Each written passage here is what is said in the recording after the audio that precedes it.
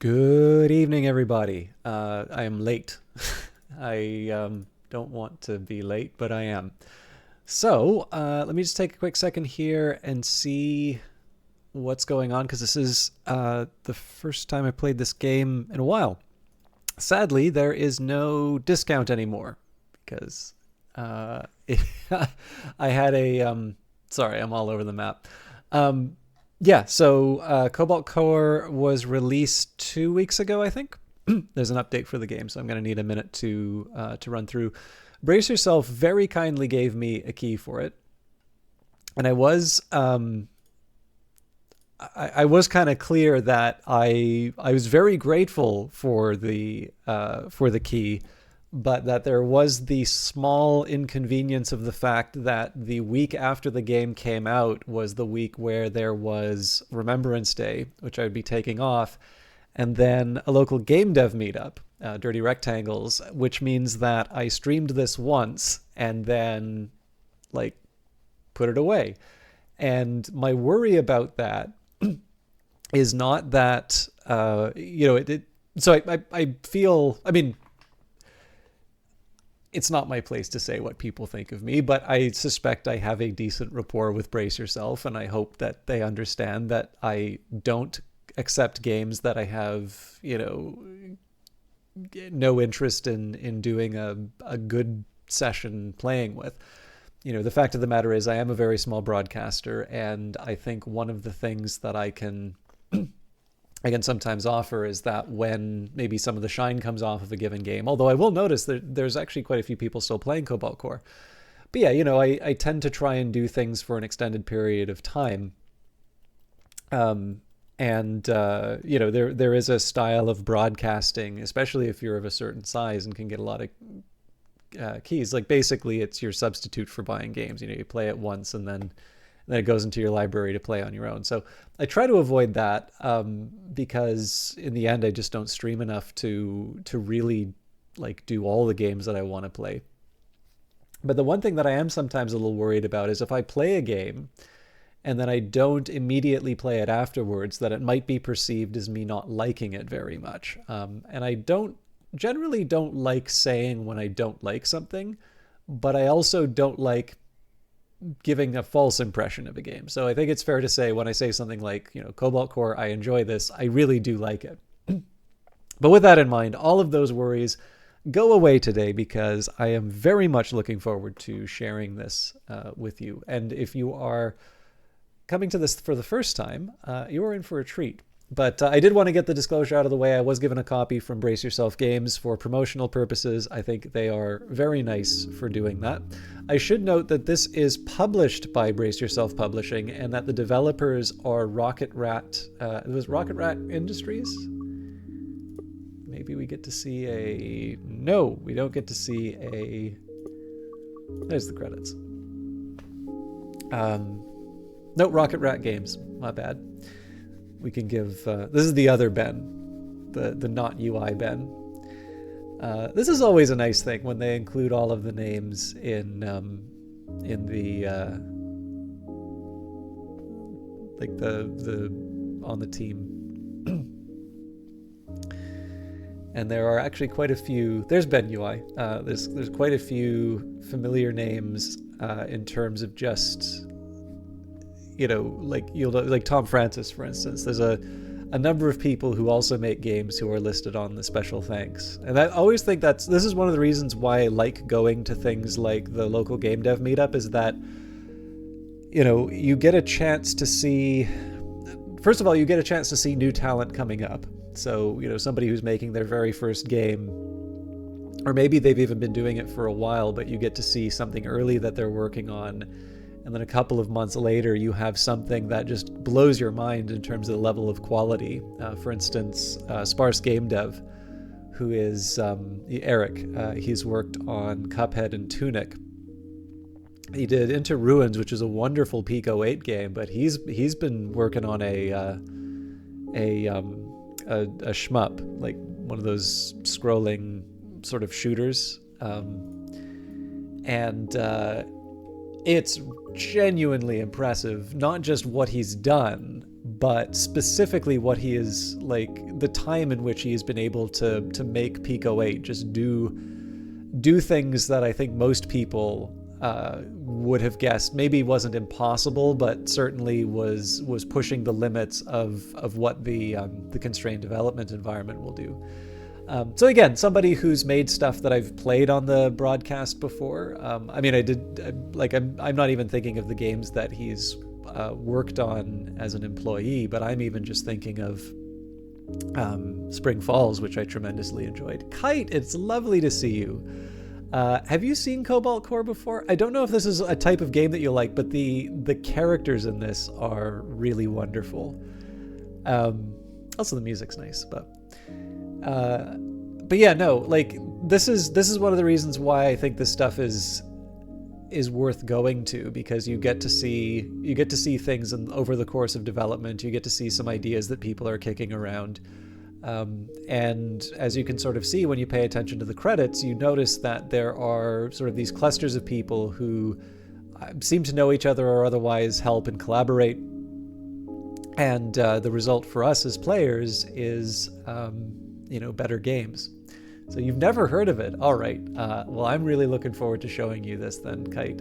I feel like, we'll tell you what, I'll just give you 2 shout outs. So for those of you who have not heard me talk about Kite, I won't make this as long as I normally do, and not because he isn't worth it, because I feel like I should get some more people inside here. But Kite is a wonderful broadcaster who I've known, not the entire time I've been on Twitch, but I've known him for a very long time through thick and thin. But he is a amazingly friendly, very generous, and very entertaining broadcaster. So there are people who are nice that you will sometimes want to support because they are nice people, but maybe they wouldn't be entertainment that you would go out of your way to see if you didn't know them. I'm not going to name names on those ones, and actually there's very few of those in terms of my follow list. Generally, when I follow people on Twitch, it's because they're fun to hang out with. And then there are people who maybe you enjoy watching them, but I think one of the drawbacks is that a lot of our entertainment now seems to really, I'm trying to think of the right way of putting it, but like it really kind of pushes into people's personal lives, right? Like, so in terms of broadcasting, there's a personality behind it. And they are, in the end, when you're broadcasting, there is a persona that you're putting on. Even if you stream naturally, there is just sort of the you that you present out to the world. And this is also true for things like social media and all that. And of course, and then even with actors, right? We see the actor as portrayed in various news articles or whatever. And if you are on a film set or you read certain types of gossip, you can find that the behavior of the individual is not always consistent with the public image. It's like, for instance, Morgan Freeman, wonderful actor, but so far as I can tell is a spectacularly difficult subject to interview. And, some people care a lot about that personal side of things. But where I'm going with this is just to say that Kite really does seem to have it all. He is a lot of fun to hang out with. He's a genuinely nice person. He's been very supportive and very friendly with a lot of broadcasters that I've either known or still know. He maintains his own channel, which I get a chance to see things that maybe I wouldn't have checked out otherwise. And on top of that, somebody just generally seems to have his act together and is really encouraging and helpful of other people. So overall, somebody who I like to, shout out both as a source of entertainment, but somebody who I like to see just generally do well, both in his life and on his broadcast. So hopefully it doesn't go too much into the personal realm, because one of the things I was trying to highlight in terms of it is to say that, there is actually a very helpful distinction between, what we expect of the people who entertain us and what we, and how we behave in ourselves. It's not to excuse bad behavior, but on the other hand, I'll maybe just give politics as an example, right? I shouldn't enjoy a game less finding out that, the developers voted for a party that is not my party. Obviously, as small business owners, I assume that all all game developers are very conservative in their beliefs and so are clearly aligned with my political view. No, somebody is going to assume that. I'm serious on that because sarcasm is dead. But no, Kite is definitely somebody who I am very, very happy I've kept in touch with over this time, and I hope that you get a chance to check him out because he is really worth it. And I hope you get a chance to see a little bit of what I've had the good fortune of seeing. But I hope you're doing well, Kite. I am going to jump into Cobalt Core because it sounds like this will be, I get the pleasure of introducing you to this wonderful game. So I always feel a little at odds describing a game through comparison. And the reason for this is that people can be very well-meaning in how they say this. Like part of this is intention and part of this is in how they say it. So, sometimes you're talking with someone about a game or maybe a game idea that you have, and someone to sort of verify their understanding will be, oh, so it's kind of like, and they carry on. And in this case, this is a point of clarification or whatever. And even though they're the same words, you can also share an idea that you're really excited about, and then you get some variation. Oh, so it's Dungeon Keeper. And it just completely deflates your enthusiasm that, there's no original ideas in the world, and, you're just riffing off of somebody else's stuff, and it's utterly discouraging. So with that in mind, just like Phantom Brigade and Industries of Titan and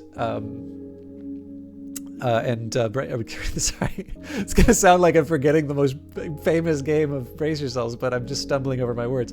Crypt of the Necrodancer are all, they're all their own games. You can make fair comparisons to games like Into the Breach, or Rogue is a very clear inspiration for Crypt of the Necrodancer, but yeah, in all of these cases, you've got. You have the shorthand to try and entice people or otherwise let them know roughly the ballpark that they're in. But on the other hand, I would never want to give the impression that these games are just that. And so Cobalt Core is this wonderful deck building roguelike. You can make comparisons to a game like Slay the Spire, which is a wonderful game and certainly very fine company to keep. In fact, one of the former community managers at Brace Yourself Games is now working at Megacrit, who make Slay the Spire. And I notice a lot of people are talking about FTL with this game, and I can see why, because of the spaceships and sort of the spacey soundtrack, but I actually think Into the Breach might be a more appropriate comparison, and I know I mentioned Into the Breach with Phantom Brigade as well.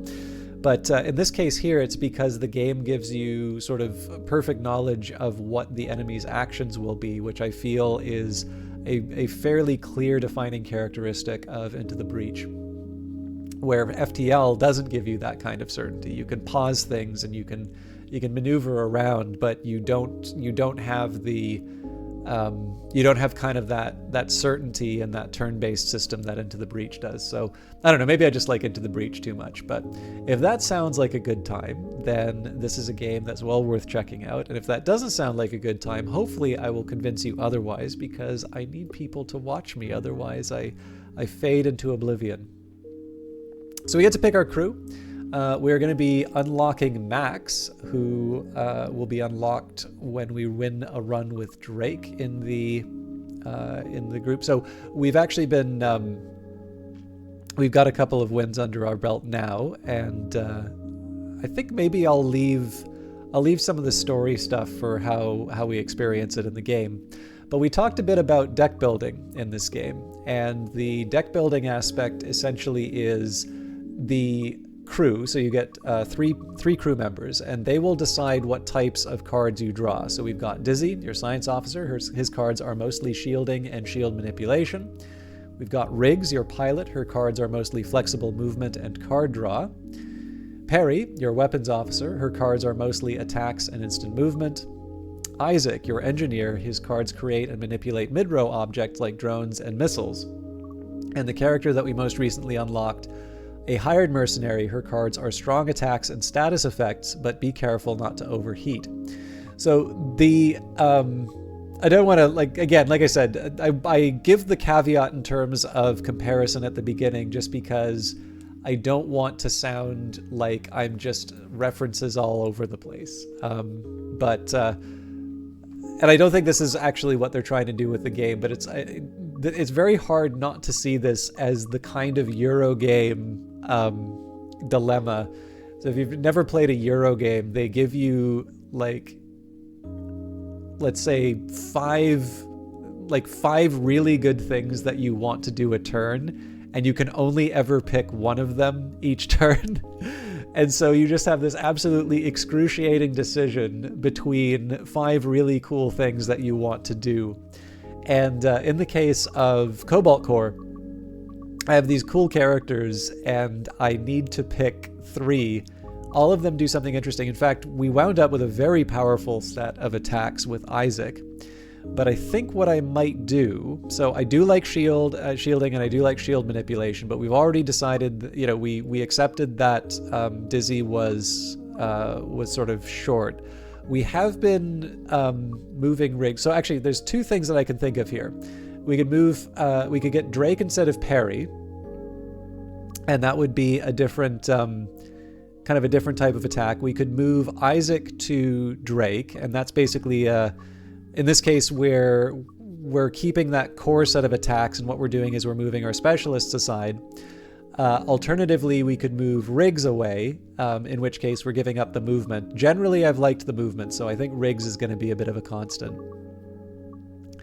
And then the other thing I could do is move, let's say, the Isaac modification to Dizzy to get those shields back, and then we move Parry to Drake. But I think what I'm going to do here is I'm going to treat this like the last run. We're going to move Drake in instead of Isaac. And then the last question that I'm going to have is the type of ship that I'm using. So we start with the Artemis. This is the one that you begin the game with. A bulky, versatile ship with a single central cannon. So the reason why I want to pick Drake is specifically so I can unlock Max.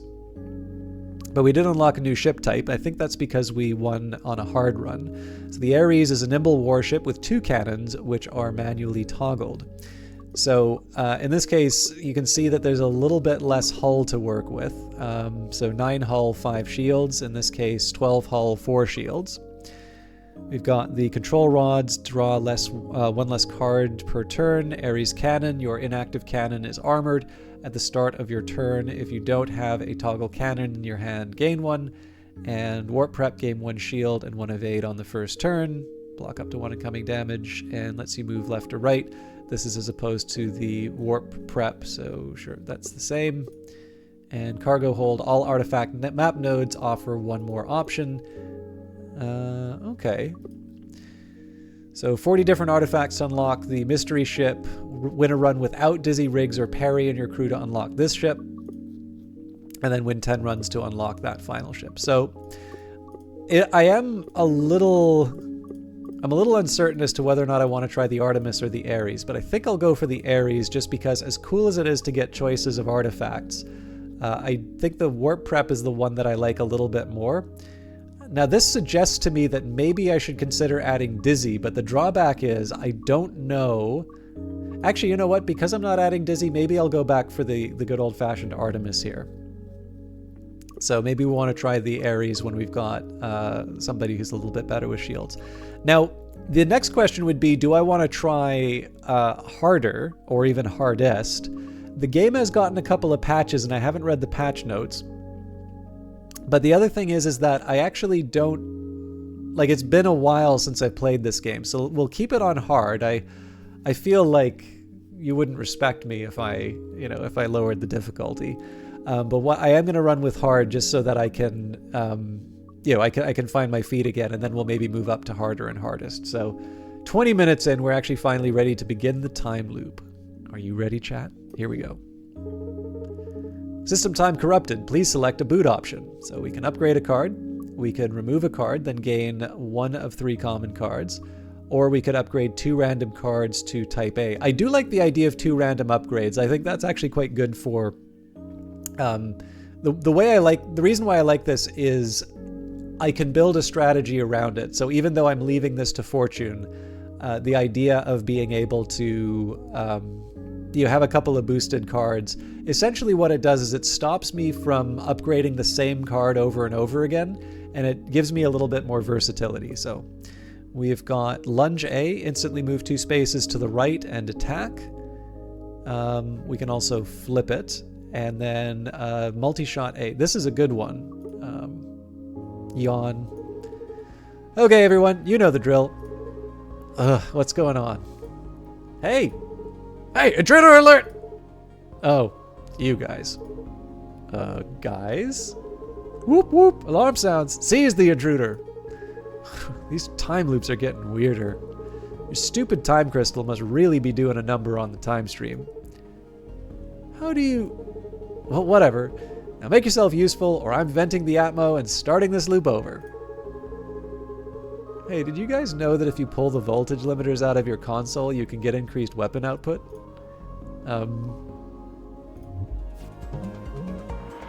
I keep forgetting they throw you straight into the fight. All right, rougher wake up than normal. So, it's ship combat. We are up against the CCD-19 Cicada drone. So essentially you draw a number of cards. So in this case we've got Scramble, we've got Attack, Draw, Shoot, Multi-Shoot, and Basic Shoot. You have Energy. So in this case you can think of this as like mana in a similar style of game. Now one of the things that we're going to run into, I have a weak cockpit, so if I move 1 to the left, this is actually going to produce extra damage, so it takes 1 more damage from all attacks. I could get hit right in the face with this cannon. The ideal for me would be to either generate 2 shields or completely avoid this this ship. So one way that I could do that, if I move 2, so we go 1 to the right, and then the missile bay is targeted here, and then 1 more to the left. So we've got the 1 here and 2. No, actually we need 3. So essentially I would do Scramble and move everything off to the side. That feels a bit weak in my opinion. So what I'm going to do here is I'm going to start with a draw shot because we'll have 2 energy left.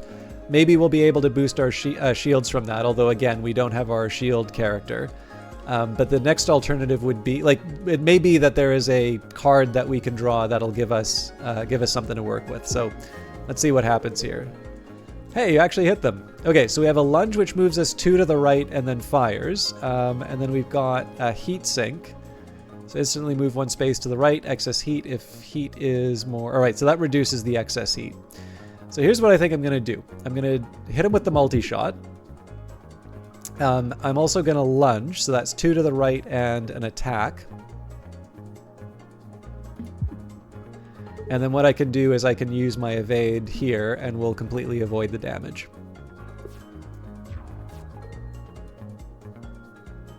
Okay. Now, of course, I need to move back. Now, they're not doing any attacks, so in this case, this works reasonably well for me. Let's hit him with the EMP slug. Now, that's going to generate some heat, but I don't need to worry about that right now. Nice. Okay, so they're going to hit me for 3 next. This is because they've got the power drive. So I think one of my options here would be I could scramble, but as it happens, I can hit him with a multi-shot, and then I can just do the heat sink immediately after. So we'll do a multi-shot. I think I'm also going to do a basic shot. I don't have enough to finish them off, but if I do the basic shot and then I use the heat sink, I get out of the way and I cool off. Now, regrettably, I don't have any movement here, so I'll do the draw shot in order to see if I can generate movement. Now, I get the scramble, but that's going to take up all my movement, so that's a bit of a shame there, but that's fine, because what we'll do is we'll hit the scramble. I don't need to use these. The evade actually carries over turn over turn. So if we get something that can finish the battle for us, great. And if we don't, then we can figure out what the next move is. All right, so they're going to hit us with 4. Essentially, we need to do 4 damage. So I have got... I don't have enough.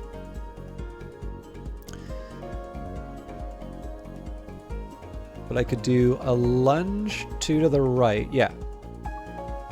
I'll be fine.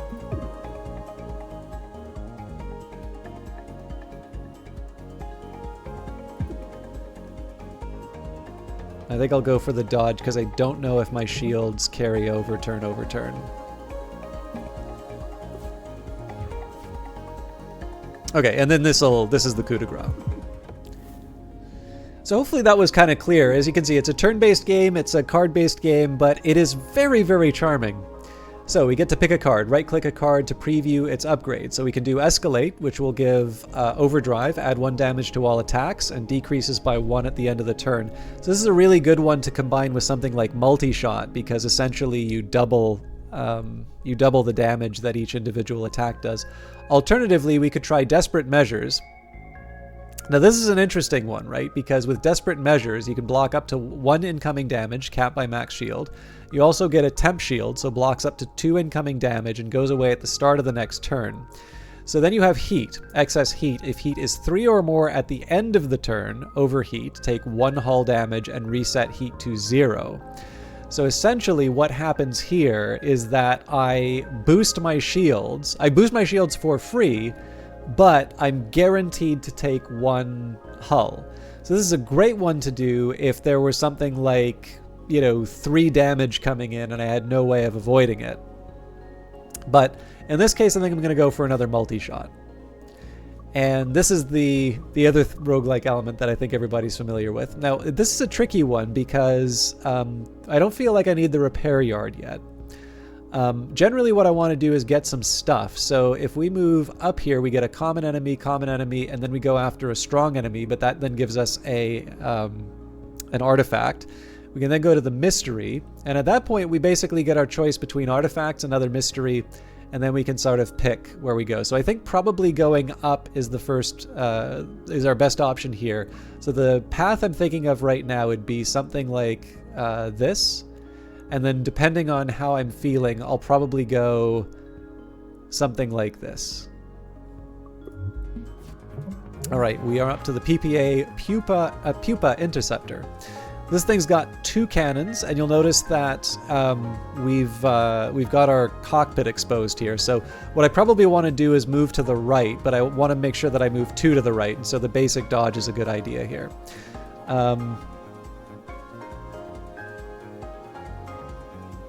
In fact, 3 would be ideal, but the challenge here is that I don't have... Well, okay, I can do a basic block, a basic dodge. Now that kills the EMP slug. But I'll hit him with a multi-shot. So I've got the shields. We're not going to take any hull damage off of that, but I might be in a tough spot for next turn. It's going to take more than that to dent this hull. Okay, so I do get a couple free moves. I think I will go for the multi-shot. I think I'll do a multi-shot and a scramble. So there is still shield coming up, but in this case there isn't as much damage for me to do here, so I'll prep for movement. Olaf, great to see you. How you doing?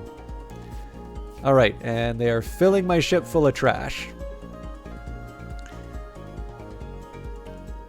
Let's do a draw shot first.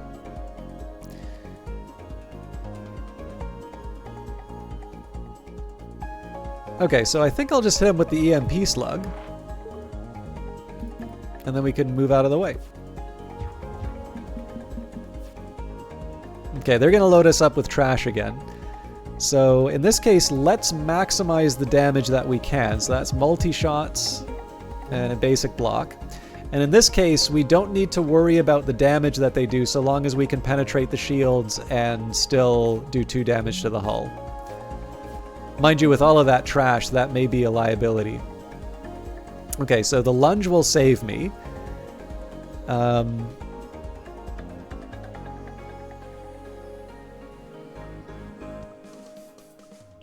Sadly, there isn't a better way of doing this stuff, so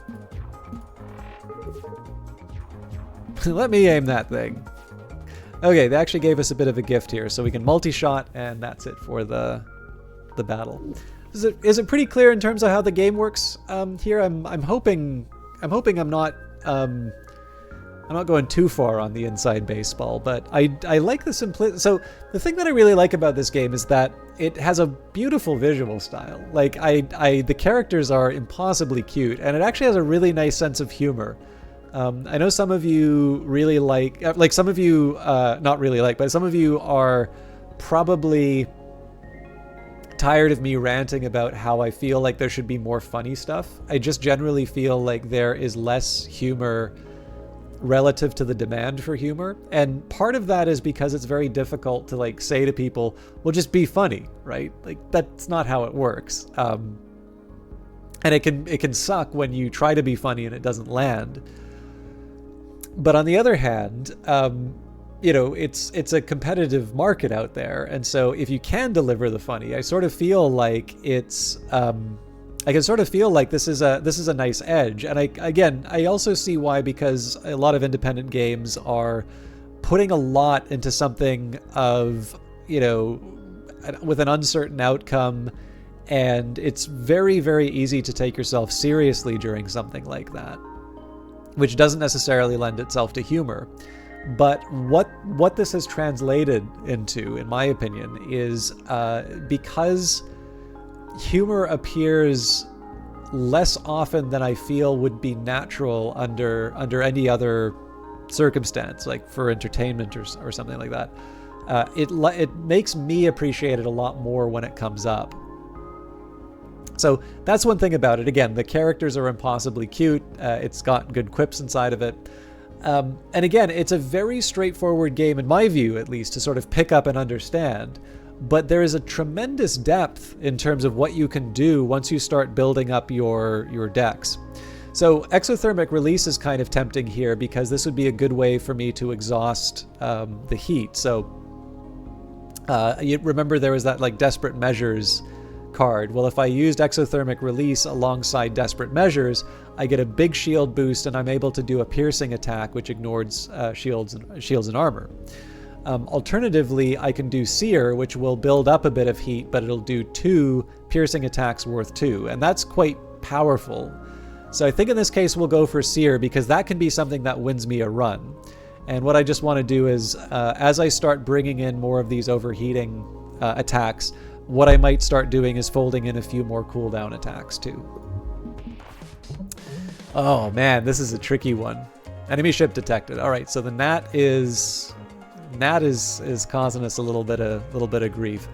So I think probably my option here is move 1 to the left.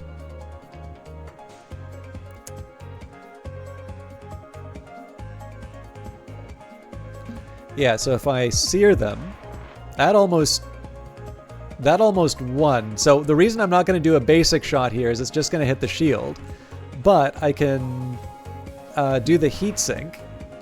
So I'm like, oh wait, that's 2 damage. Okay, I messed up actually. I thought I had 1 more move than I did. So we're actually going to wind up with a bit of hull damage off of this, but I'll live.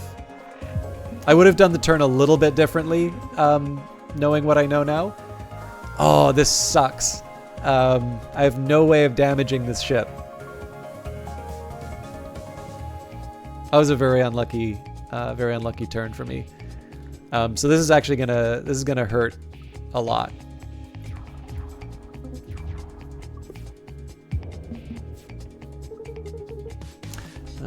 You guys sure this hull can hold? All right, so this is a scary situation for me to be in now. So let's start with the draw shot. Okay, so I can hit him with the multi-shot, and then the basic shot wins the battle, but obviously that we took a lot of damage off of that. Okay, aggressive armoring. This part takes 1 less damage from all attacks. We can bolt, which is a free move, and endless magazine. Gain 1 chip shot at the start of every turn. Oh, we're definitely doing endless magazine. Okay, so we've got an unusually strong enemy encounter coming up with half our health. Hey, give me your money or gold? Is this your first stick up? Yes. Oh man, if we can get one of those, if we can get the penetration, we're golden. So we'll do the endless magazine, then we'll hit him with the repeating shots. All right. So we don't have enough to do the coup de grace.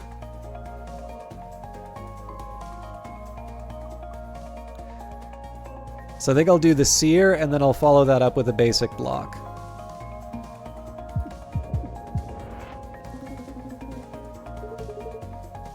Drake, I need you to clear some of that heat. Bunch of babies on this ship. Okay, so Oh, payback. Whenever the ship is hit, it immediately shoots a 2 damage attack, goes away at the start of next turn. I should have paid attention to that, because that's pretty much killed us. But...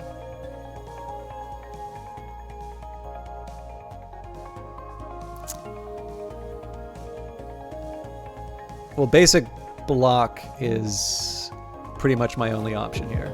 Oh, what am I doing? I just destroyed the run with the retaliation. Oh well. I think that's the first time I've lost.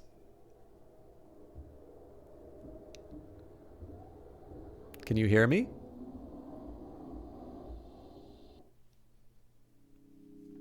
Defeat 1631, 17 combat turns, 11 hull damage taken. Yeah, don't do like I did here. This was embarrassing. So we're gonna do the same team again. System time corrupted. Please select your boot option. Replace warp prep with a boss artifact, random rare card, or 3 max hull. We'll do the rare card. Think twice. Discard the whole hand. Draw 5 cards. Cool.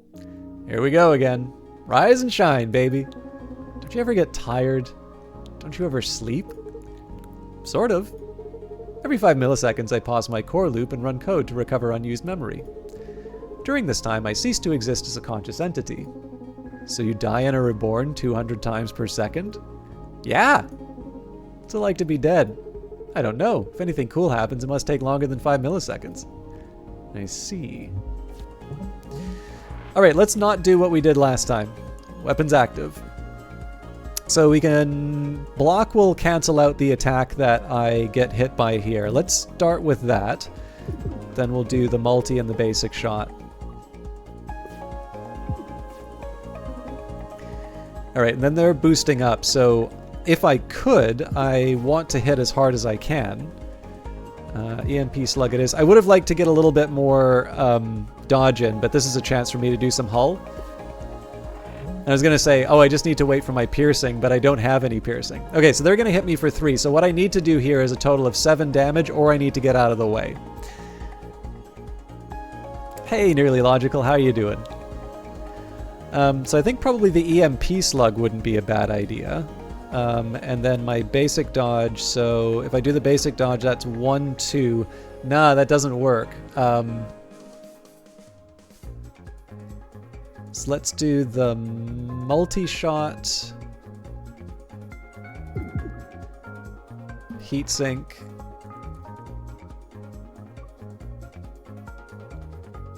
I was going to do the basic block, but I should basic dodge. There we go.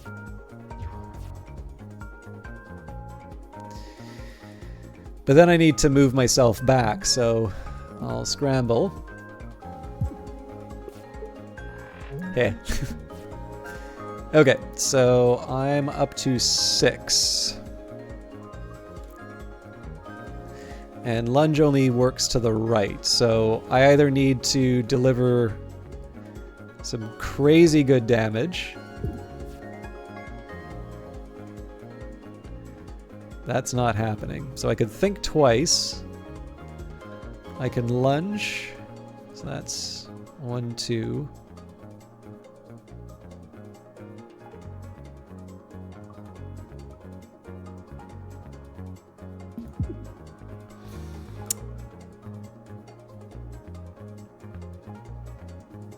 Let's try for a lucky think twice. I think that saved us.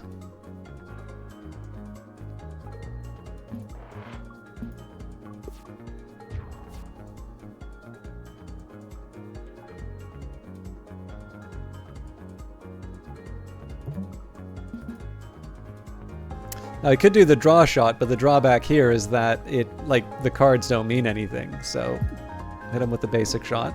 They'll be up to 2 shields, but we might be able to do 5 damage next turn. We can do 4.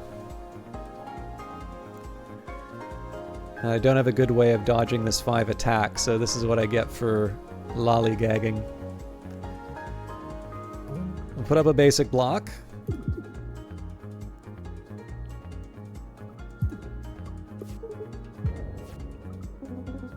Hold on to your butts.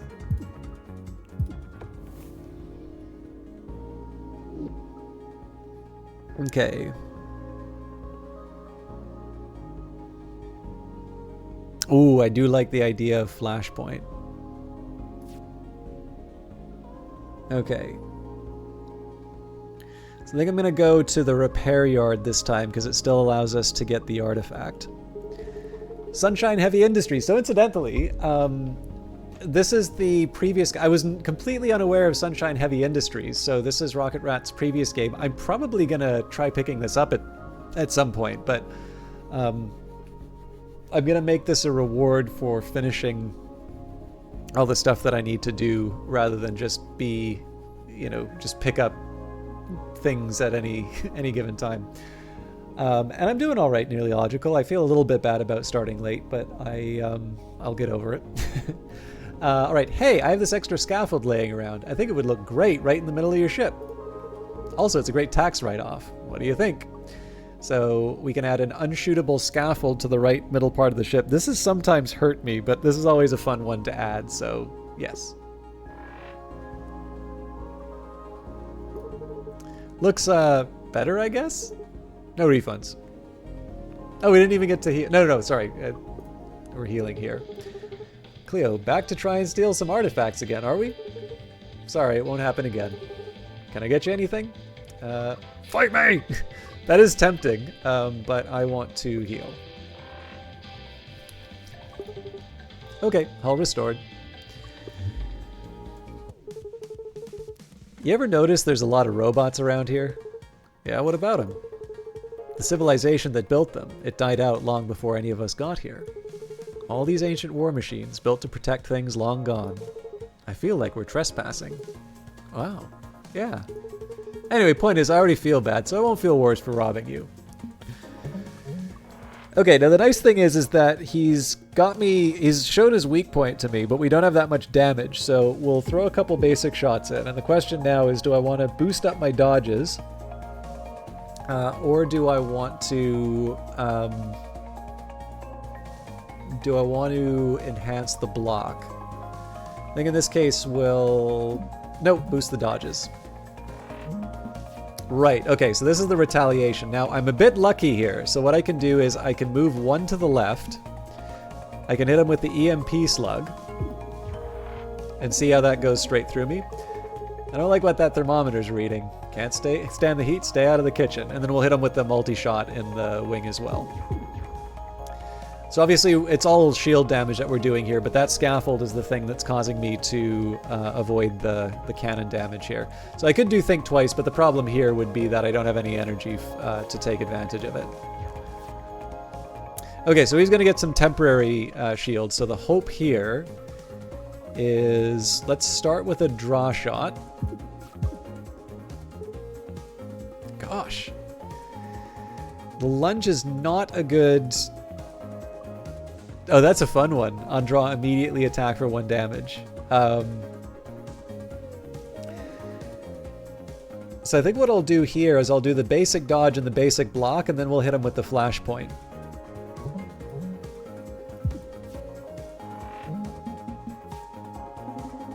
Okay, now he moved 3.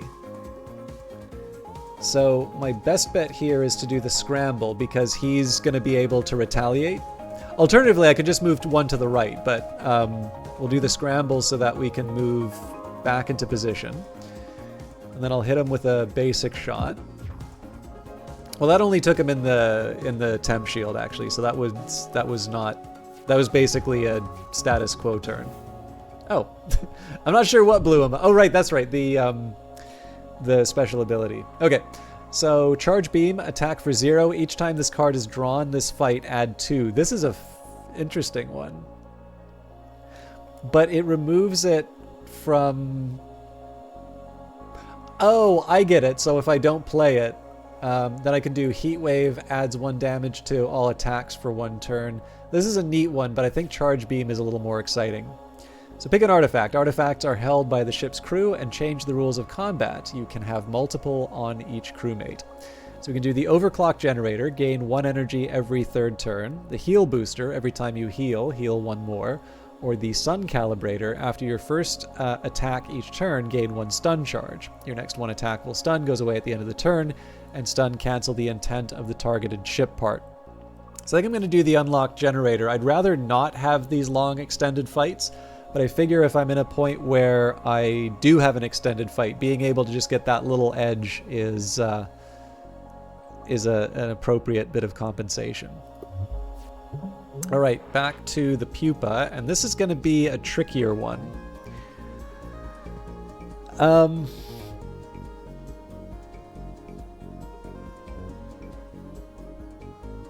So let's do...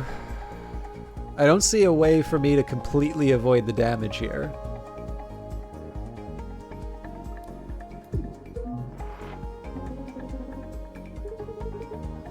Drake, I need you to clear some of that heat. Oh, just turn on a fan or something. Oh, that took that out. We might be able to deliver. Okay, so we'll multi-shot and then... No! I misjudged the energy I had. My bad. Let's do a draw shot. I'm gonna think twice.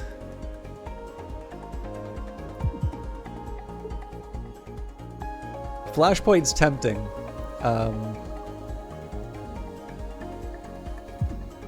Yeah, why not?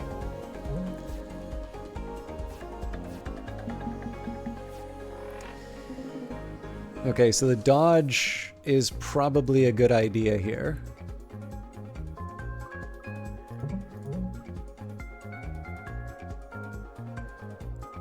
Now I don't really lose anything by doing the draw shot. I don't damage it, but... Okay, the scramble's not... Nice miss, reminds me of fighting against you guys. Okay,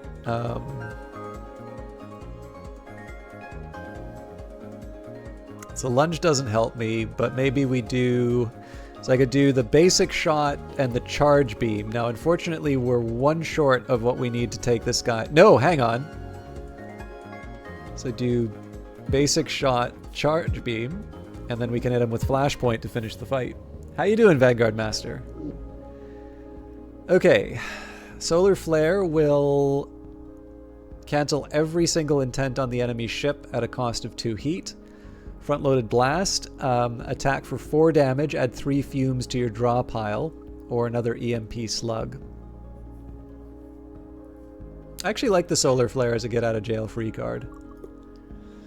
Alright, artifacts are held in your ship's crew. By ship's crew, we can do the Heal Booster or Jettison Hatch. You may remove 2 cards at the repair yards. Let's do Heal Booster. I don't tend to jettison cards.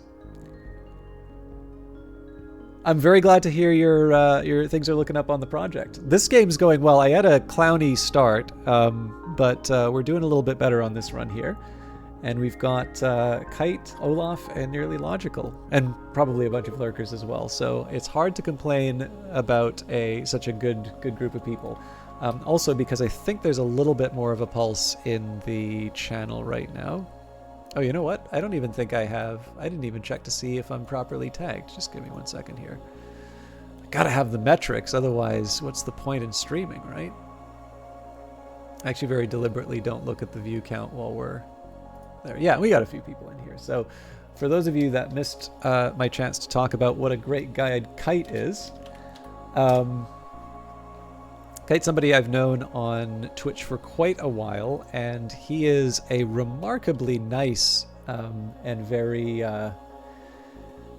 just overall great taste in games, really friendly and supportive of people. And I will admit, I've actually found some stuff that I probably wouldn't have tried as a result of watching his stream. Like, for instance, he's convincing me to pick up Super Mario Wonder based on his play. So I know those of you at the beginning heard me sing his praises. I probably won't be able to fully, I probably won't be able to fully, throw out I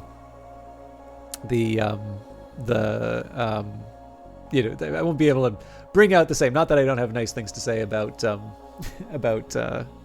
Kite again, but I do really encourage you all to check out his channel. He's a great guy, incredibly supportive, and on top of the fact that he just has nice qualities as a person, is actually a very entertaining broadcaster in his own right. Hey Drake, it's your ship. Actually, the other thing, I'll be honest with you too. Here's one other reason why I like shouting out Kite. This is going to sound mushy as hell, but Kite actually is also one of the people who, I gotta be kind of careful how I say this, because I don't want to sound ungrateful for the compliments that I get. But sometimes someone will give you a compliment, and the compliment is so closely aligned with why you do something, right? Like why you wrote an article, or like why you do a stream or something like that. And I can let you know that Kite has actually given me one of those compliments where I was like, yeah, he gets it. What a nice guy. And he said, I got that compliment when he was shouting me out to other people. And so that was a really, really nice thing that he did. And more importantly, he didn't necessarily know he was doing an exceptionally nice thing. He was just, doing the usual shout out. So he is not the only one. Again, like I said, it's kind of like, wearing the shirt that I chose today doesn't mean I hate the other shirts. I do really like whenever people are complimentary, but Kite made me feel really great in a shout out that he gave. So there's another reason why I like to talk about his qualities. Hey Drake, it's your ship. Don't tell me you have an evil copy of yourself too. Don't be ridiculous. It's just my autopilot. Hi, this is Drake. I'm not here right now. Leave a message after the beep. Then die! Why does the bot have to look like you? Do I like orange pants? I am wearing dark blue jeans right now. Why not? Is that weird? It's not weird. It seems normal. Anyway, I will simply deactivate the bot with my secret password. Okay, everyone cover their ears. I'm going to say my cool, not embarrassing password now. You know what? Never mind. Let's just fight it. I love this idea that I actually have to do a fight because my my crew member is too embarrassed to have people know their password. Okay, so scramble seems like a good idea here, although I don't see me avoiding the damage completely.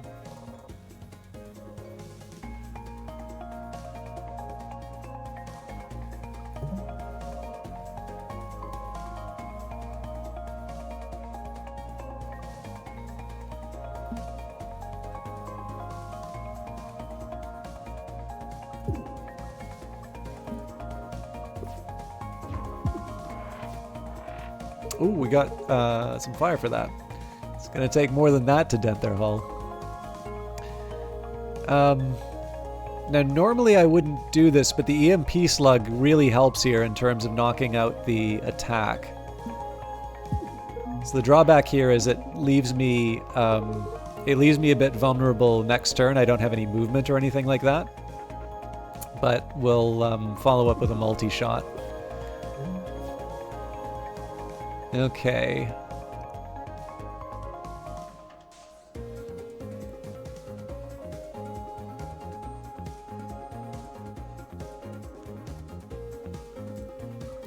So let's start with the draw shot. So I don't see a way that I'm finishing the turn. I can mitigate a little bit of the damage with a basic block, but we're going to get hit for 3.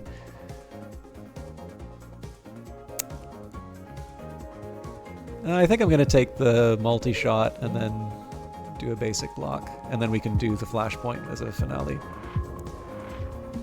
Oh, crap, I forgot about the heat. Okay, so maybe it's a little hot in here.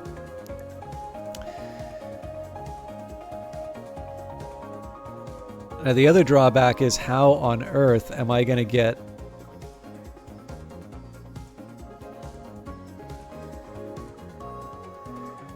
Okay, so if I scramble, that's 1, 2.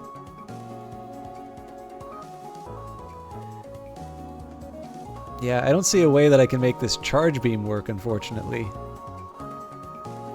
So, in this case, discretion is the better part of valor. We just dodge the 1. And we don't do... Well, we'll do a basic shot just to clear the asteroid, but... So that was, that was damage we took, but in the end, right, like, I had to do something. Okay, so... I can try resetting the turn. Yeah, we'll do think twice.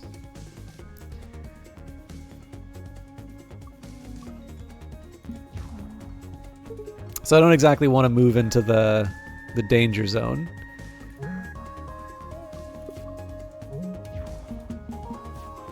Okay.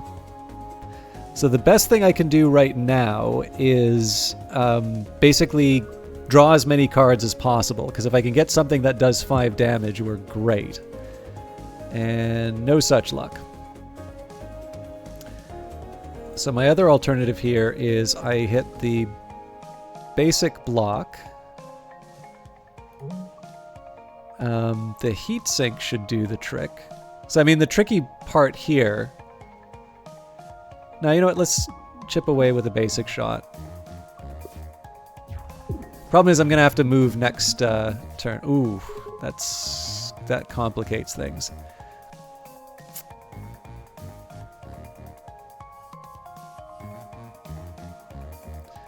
Start with a lunge.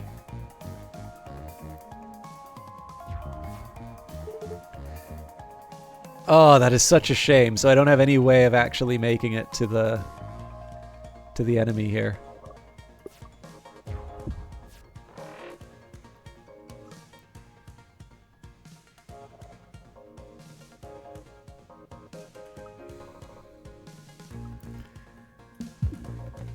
Okay.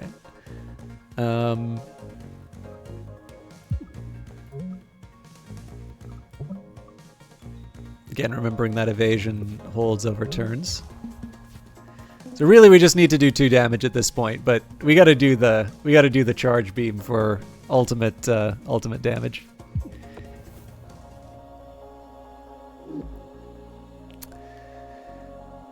We used the charge beam so that there'd be no trace of the password by the end. So exothermic release is it's tempting, but ventilator, discard 1 random card and draw 2 and lose some heat. Infinite, this card is not discarded when played, and search discard, move a card to the top of the draw pile. That's tempting, but let's do either ventilator or exothermic release. I do like penetration, so we'll run with that. Okay, I have used the Daka drum before. Every 5 parry cards is played, gain a chip shot. Crosslink, every 5th time you attack, gain 1 evade. That's also very good. And stun calibrator after your first... Actually, so stun calibrator is really good. I do like the idea of crosslink, though. More evasion, I think, will help us. Howdy, did you know that we're running an upcycling program here? We're turning old unwanted junk into new wanted junk. So we can replace a card with a random rarer card, replace a card with the same rarity card from another deck, or no thanks. No, let's do the... So I could replace a basic shot. Let's think about something that I don't use very often.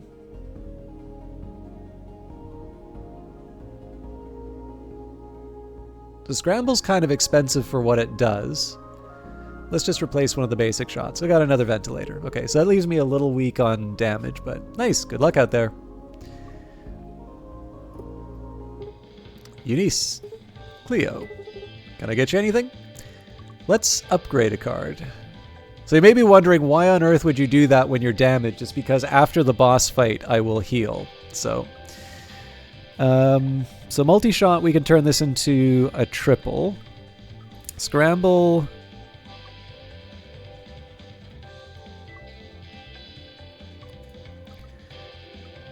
Draw shot.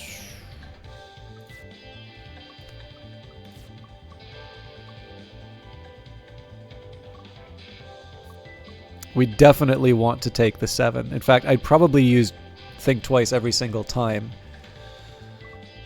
So exothermic release being free is good. I definitely prefer the idea of 3 penetration. Flashpoint creates more heat. Fascinating.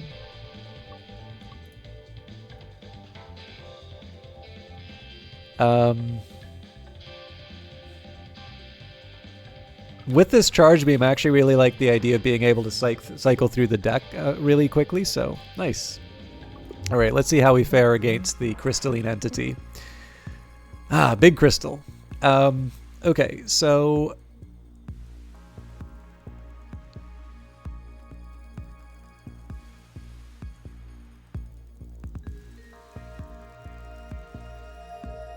I'm not ready to give up exothermic release.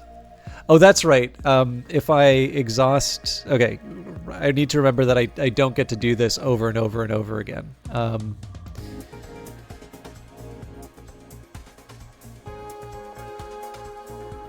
Let's do an EMP slug and a basic block in this case.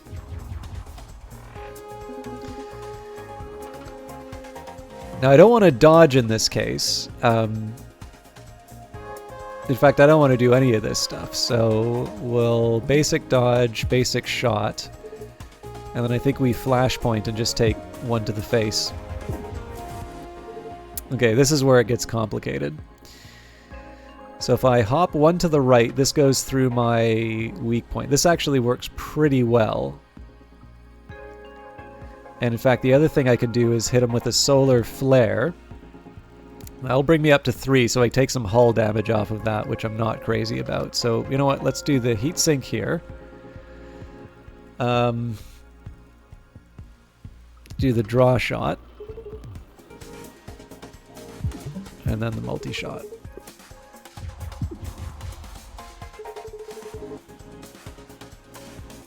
Okay, it's getting a little spicy now.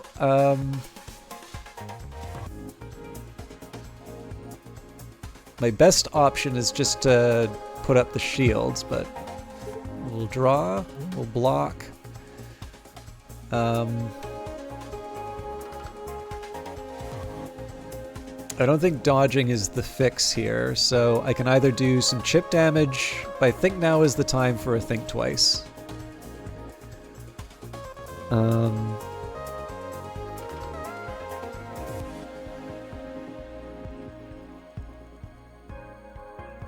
There's not a lot of attack options here.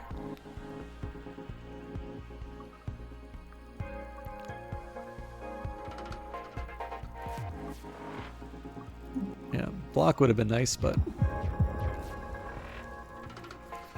Okay, this is starting to get a little scary, but...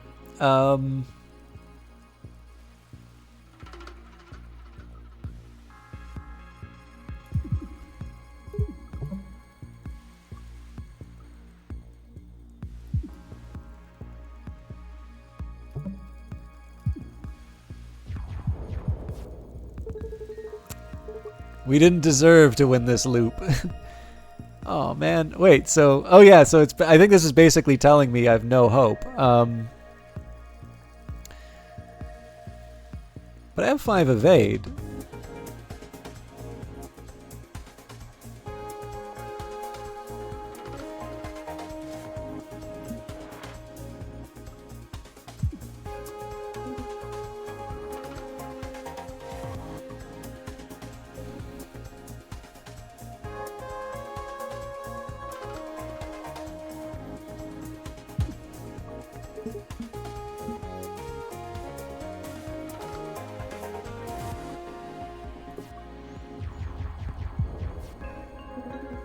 Pessimist. That wasn't too bad. I could really use a shield right now. Here we go. So we're definitely hanging on by a thread, but the EMP slug is probably my best bet because of it maximizes the damage. Too easy.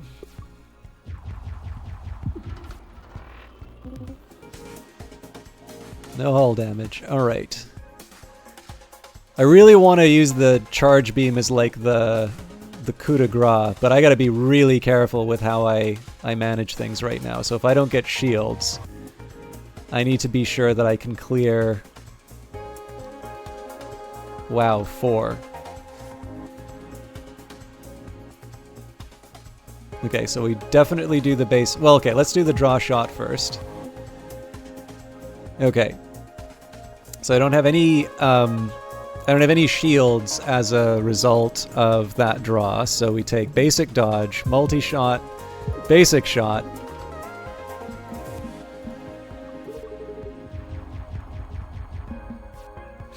Damn it!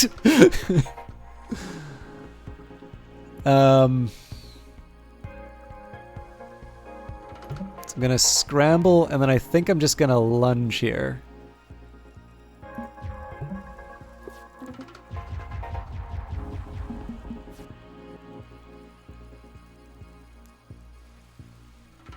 Okay, so the block lets me mitigate a bit of damage, but we need to make sure that we kill the 2 damage that comes after us.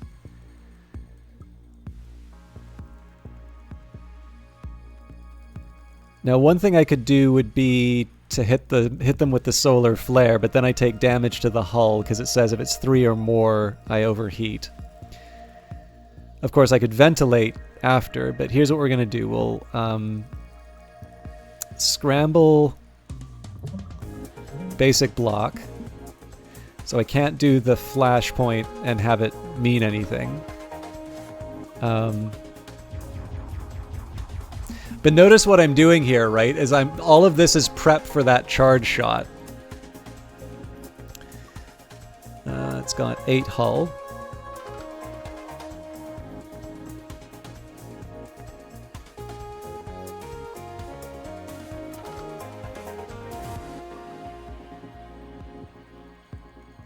I'm playing with fire with this, but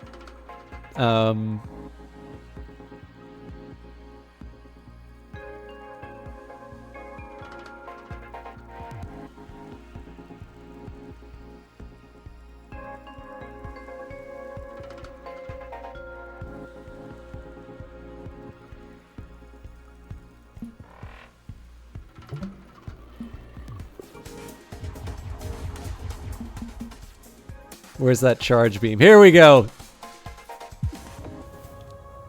How many of you thought I was not going to win that?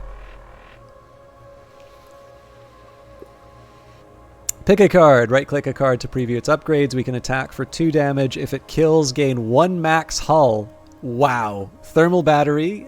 Gain an energy, but also gives us heat. And an inverter.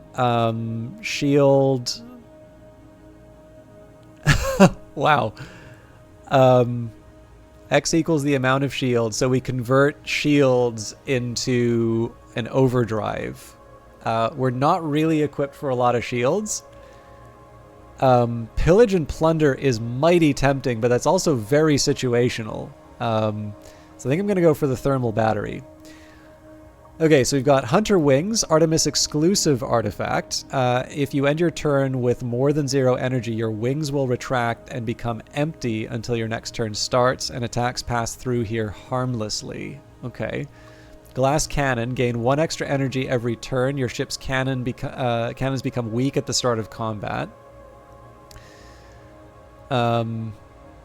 And Dirty Engines, gain 1 extra energy every turn. Add a trash to your draw pile every 2 turns. I think Glass Cannon works for me.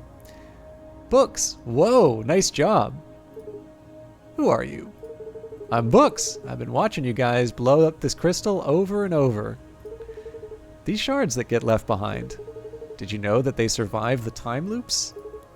Interesting. After you guys leave, I gather up all the shiniest ones. Did you know that they taste blue? Blue, huh? Yeah. Well, I guess we better leave you to it. Oh, join the crew. Bye!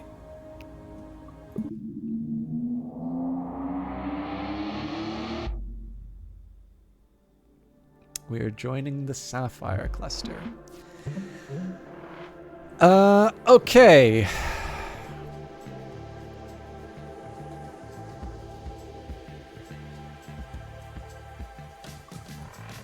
This is actually mostly so I can get the heat, but we'll draw a shot.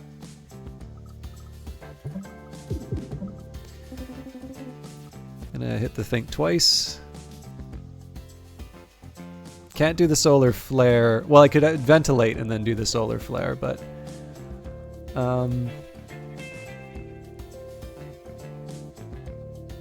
think I'm gonna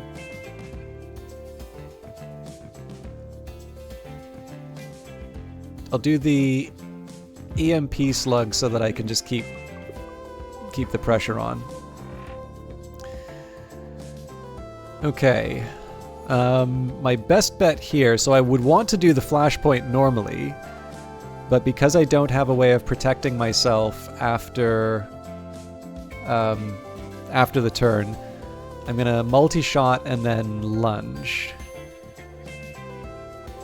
Oh, but I've got 5.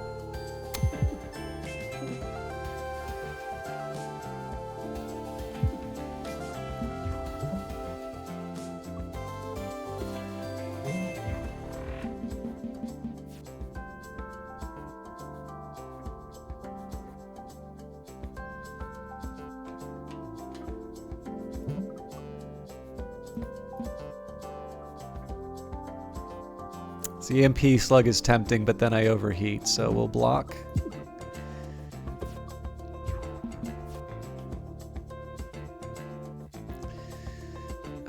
Heat sink's definitely helpful.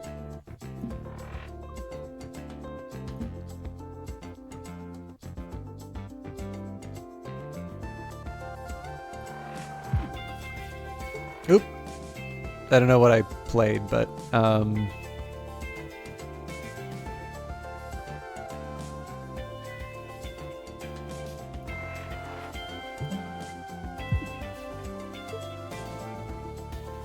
I couldn't have asked for a better set of actions. Okay. So I figure I can go heat sink, EMP, and then we don't need to worry about anything else. Right click to preview the upgrade, so I can juke, instantly move 3 spaces in a random direction, quick thinking, draw 3 cards, or scoot. Yeah, I like the idea of the scoot. I don't feel like I need to repair. Let's maximize artifacts. This is an interesting one. Well, I guess I can upgrade at the repair yard as well. So I can add 2 cards after the common encounter, then go after the artifact. Alternatively, I can do like a normal fight, unknown, repair. Yeah, I feel like this path works a little bit better for me. I guess the question is, do I want to try an upgrade or do I want to try... let's add to the deck. Hope you're all ready for a bruising. Okay. This is a bit of an interesting one. So the missile bay will apply a status effect.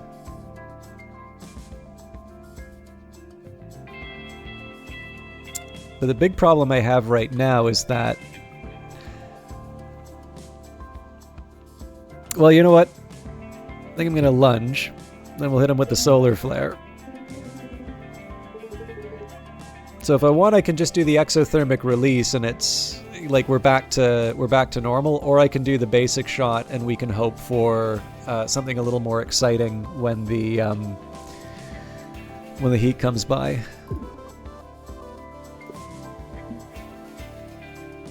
Okay, I can live with this. I can't do the thermal battery this time because of the heat sink's going to move me to the wrong spot. Well,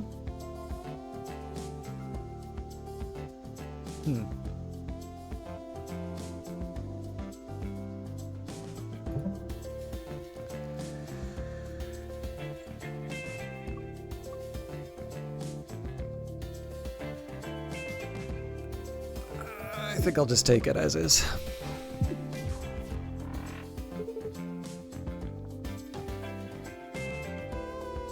Okay, so I'd prefer not to get hit by that missile. Let's do basic block for starters, then a draw shot. Multi-shot.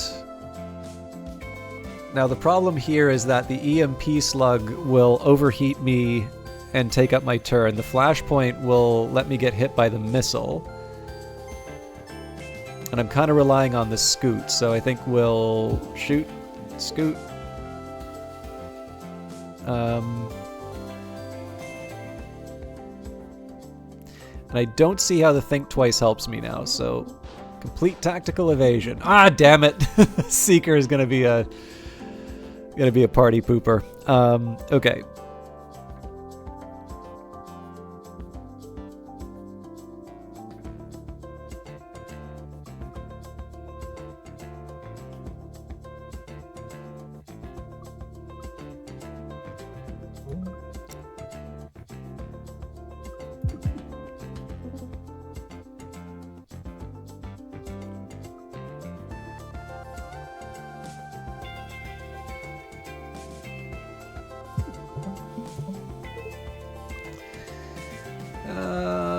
Yeah, this is worth it. I mean, we'll still get hit by the... We're not out of the woods yet. That Seeker missile has us locked. That's why God invented shields. Okay. The lunge is a risky as hell move here. But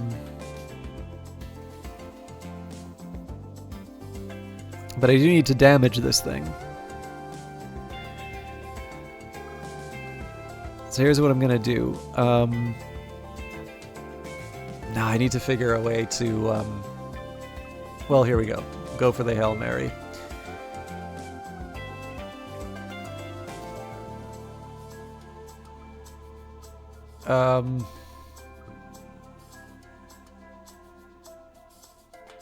I will EMP, so I just signed myself up for some damage. Temperature's high, brace for overheating. Now what I do here is I hit think twice. That gives me 7 draws. Oh, that worked well.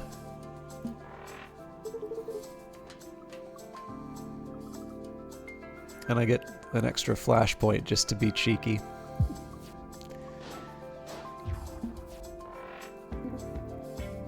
Nice. Okay.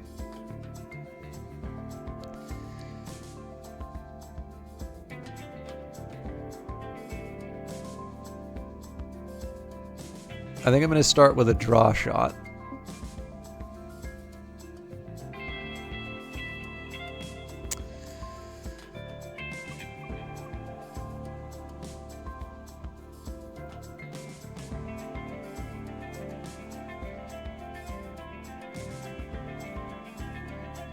Honestly, the easiest move here is 2 to the left, basic shot.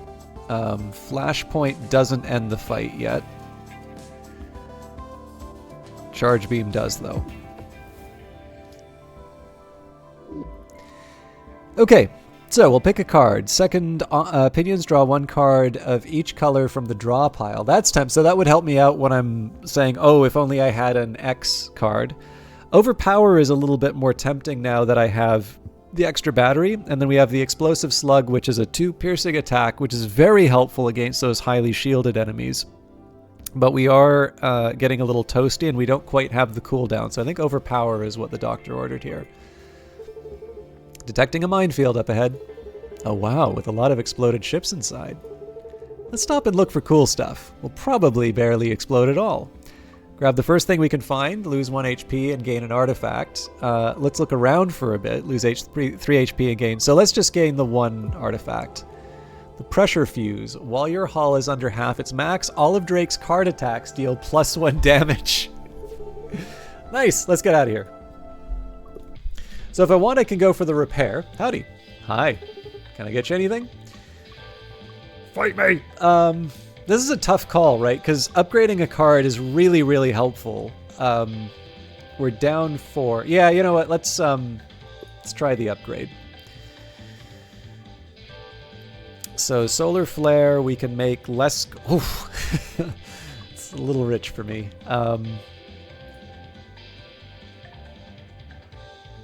Overpower can be cheaper.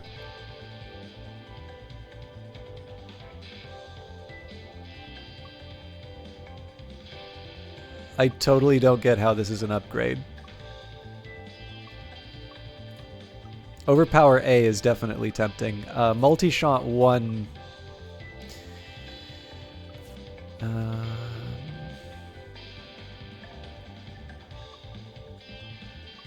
Oh, we get to repeat the attack each time. No, this thing's gonna be preposterous. Neat. Oh!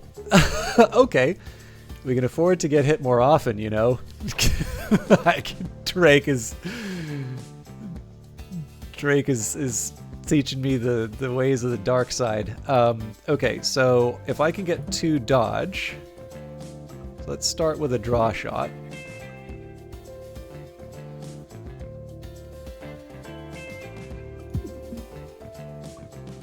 So now I just move 1 to the left. And I can't decide which of these 2 I like, so we'll hit them with a multi-shot and then we'll block. I don't like what that thermometer's reading. Maybe I like it warm in here.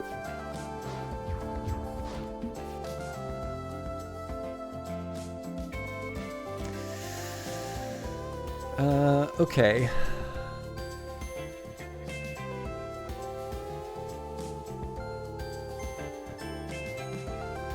Oh, this is a fun one. So if I do the solar flare, then I can heat sink to reduce the damage, and we dodge the missiles. So consequences for my actions? Ridiculous.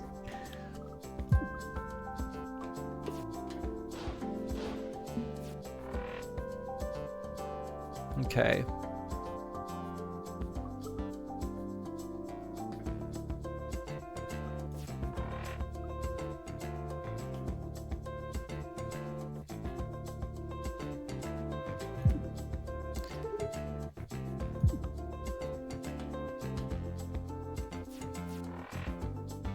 Ouch.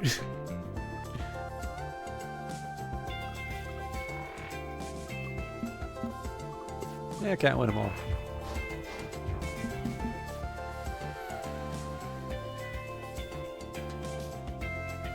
Okay. Take advantage of the multi-shot while we can. Scoot would be a good idea.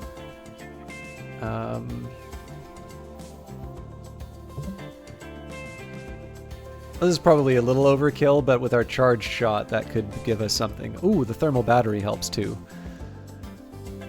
Okay. Yeah, we've got quite a bit actually. So, thermal battery for starters. Might as well charge beam. Yeah, and at that point we just win.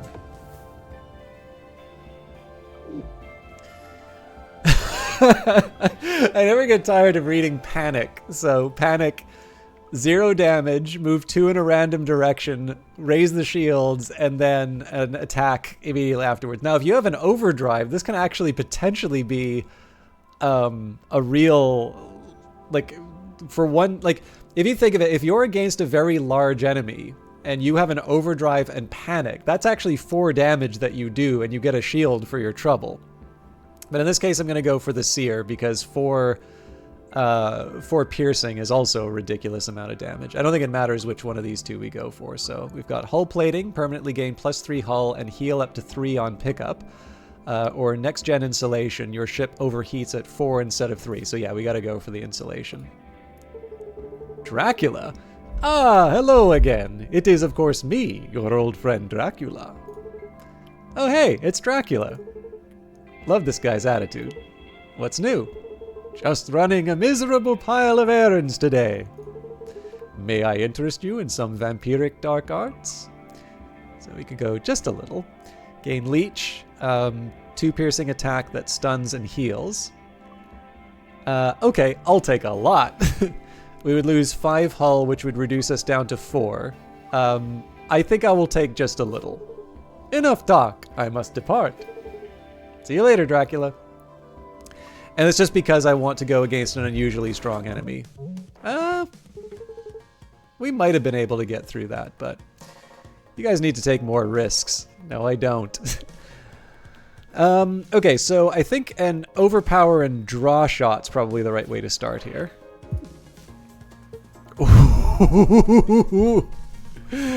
Alright.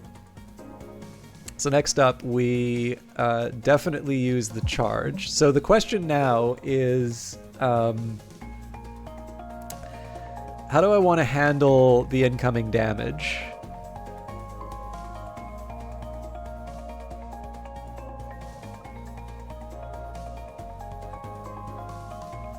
I mean, really, this shouldn't be a no-brainer. Like, extra damage at this point is the right way to go. I'm a little sad that I cut myself off from the, what do I do here?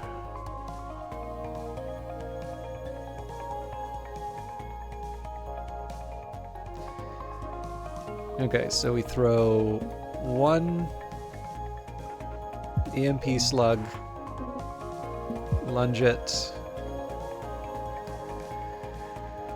Now we think twice.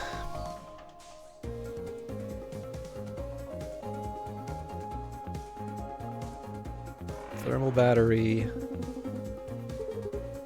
multi-shot. I feel like I got a scoot here.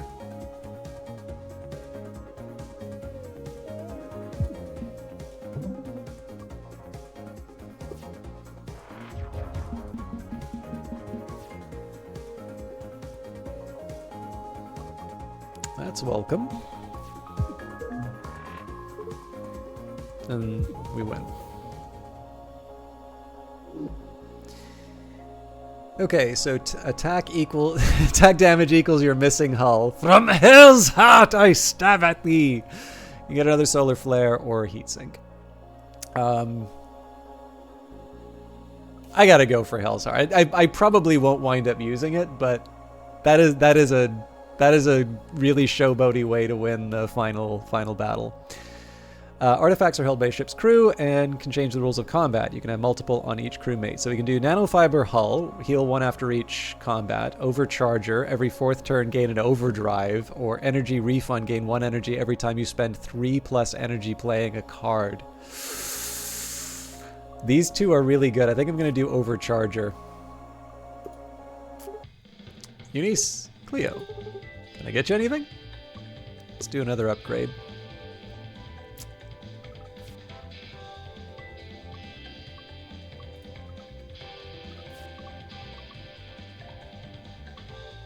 Lose all but 1 hull. Oh man, that's putting it all on the line, but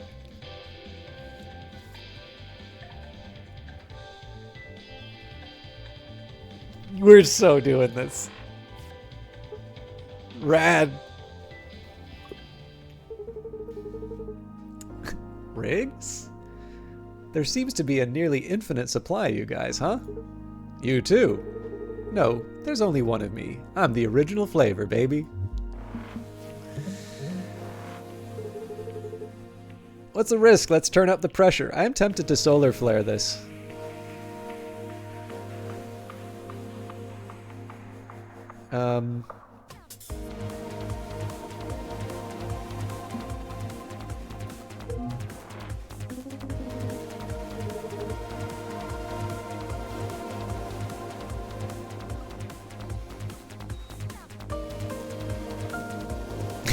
Yeah, we're not doing that at this point, but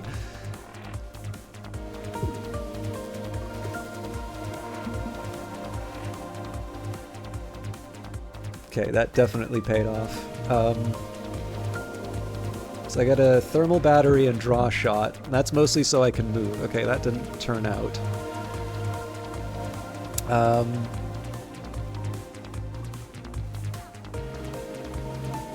But at minimum, I want to sear.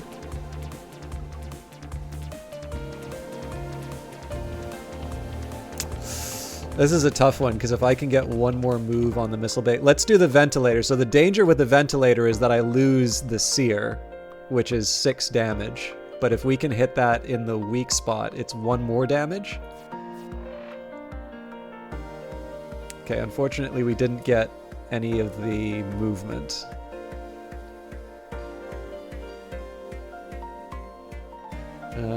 So if I move... okay, so I can concuss this.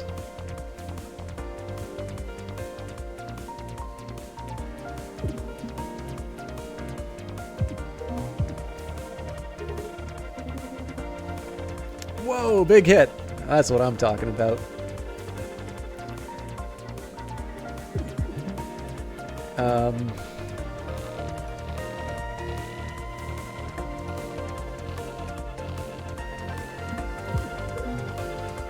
So we still take the 2 damage, but that, I'd say that's a pretty decent turn there. Oh yeah, especially with the... yeah, so if we leech, we can basic block this.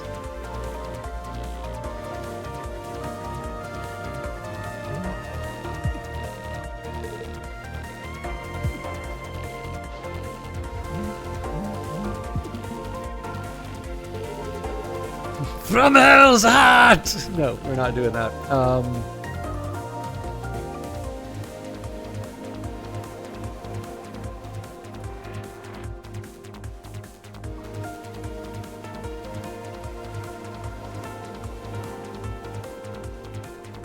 Ventilator is really tempting here.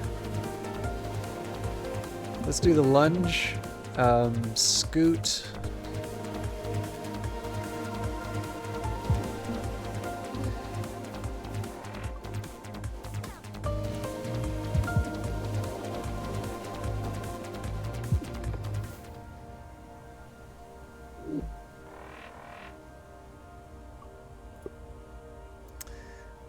Okay, weaken hull. Okay, so that'll impose a weak spot. Parry, attack damage equals the total of all of the enemy's cannon attacks.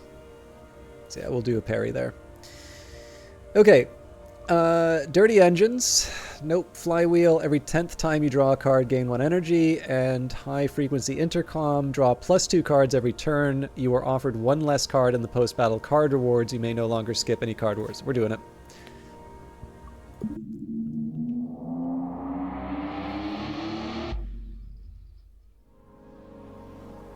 Entering the mystery zone.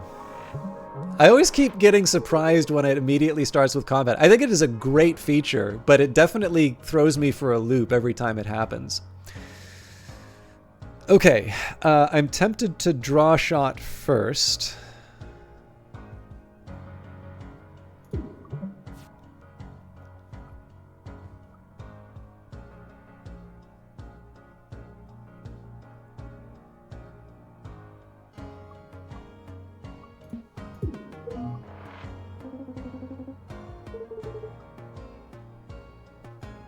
So there's a question as to whether or not I want to heat sink or just rely on the...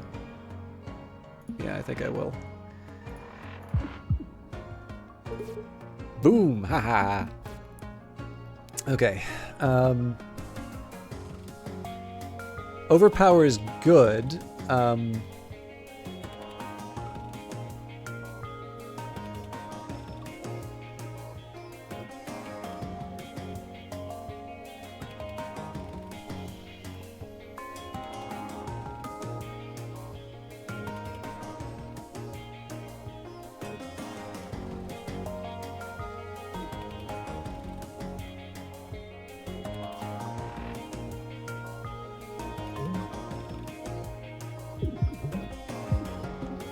So obviously I don't need to be scared as much of shield damage, but I still want to kind of preserve my hull where I can. Okay, Solar Flare is really tempting at this point.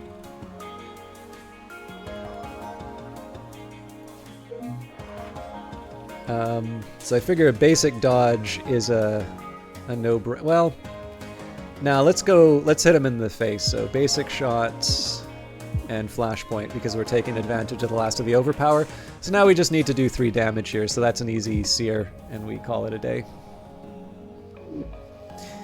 Okay, and we have to pick here, so we can feint, or we can scoot.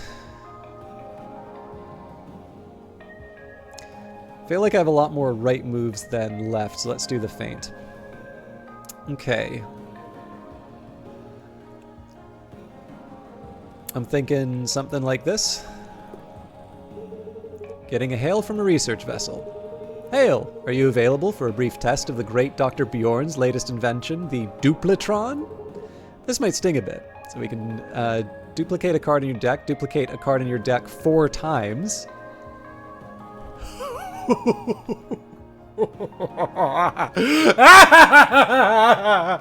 got an idea.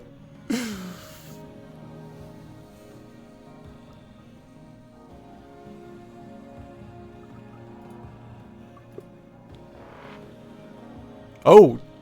I should have read that Max Hull. Ciao, ciao, ciao! Woohoo!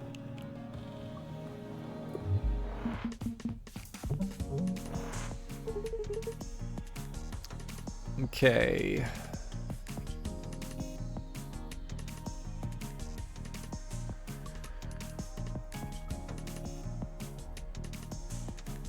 So this is protected, so I should start with a scoot over here. And lunge it. A draw would be a good idea at this point. I was hoping for something a little bit more. So I'm going to go for a Hail Mary on the ventilator. Well, before I do that, probably it's a good idea to do the charge beam.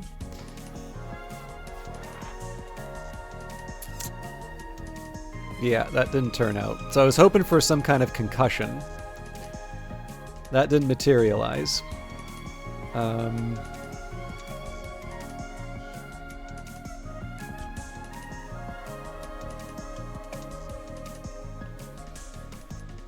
going to take 1 extra damage off of this. So the question is, do I try and get some kind of a 0? Let's see.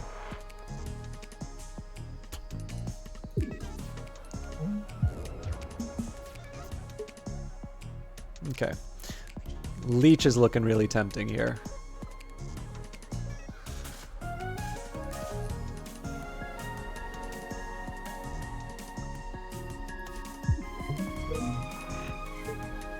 Now the Solar Flare gets me out of these additions.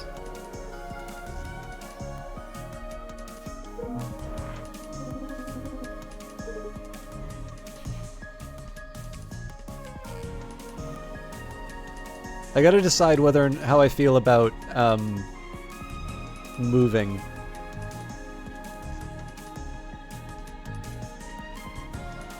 I kind of have to be effective, so we'll use a thermal battery, charge beam, and I don't think exothermic release makes sense, so let's do the think twice.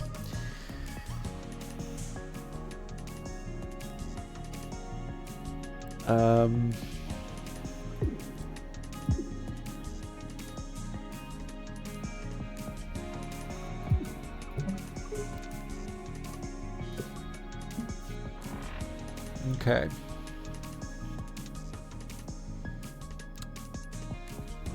If I had a cooldown, that would be ideal, but I don't, so I'm going to EMP slug it. And I think I just need to prepare for the inevitable.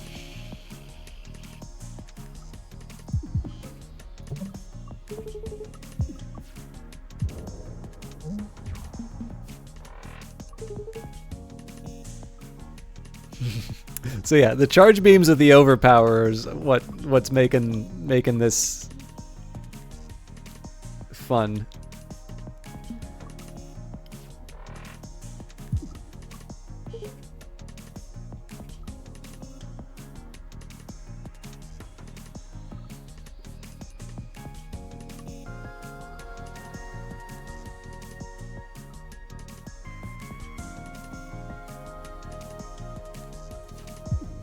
I don't know why it took that long for me to think about it, but do like the idea of an escalation. Although being able to choose right or left on a lunge is not a terrible idea either. I'll do the escalation. We're getting a weird signal. An offering from another timeline. Another has sent aid. So you get 2 of Isaac's cards. This is the guy who handles the stuff in the middle, or 2 of Dizzy. Now Dizzy's the shield one, so in this case we like Dizzy. Button mash. Block up to 3 incoming damage, 3 move to the left, and 1 evasion. This is a good one. I don't need the help, but I'll play nice. Okay. I am having a great time with this. I hope you are all enjoying it as well. I need to take a quick trip to the bathroom, and maybe I'll make myself some tea as well. I would love to know what all of you think of this game while I'm off. But yeah, I will run some ads just to help people who are coming in avoid the pre-roll.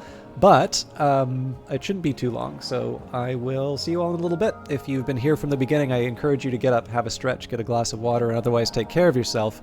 But no, please do let me know what you think of this, if this is your first time, or maybe not even your first time. But yeah, we'll be back in a little bit.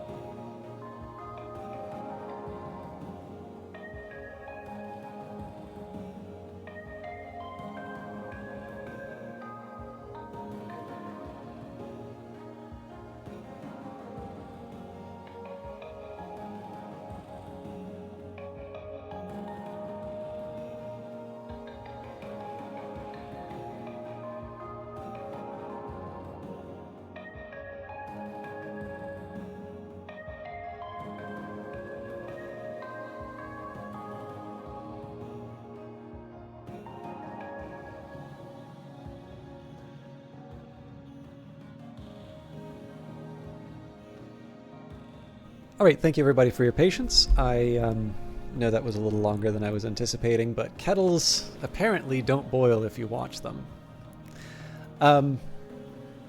Nearly Logical here says, I enjoy watching it. There's pretty high density of decision making in each turn, maybe a bit too much for you to want to play on your own, alas. So that's a shame to hear, but I think I understand where you're coming from that. And yeah, I mean, the comparison I tend to make is Into the Breach.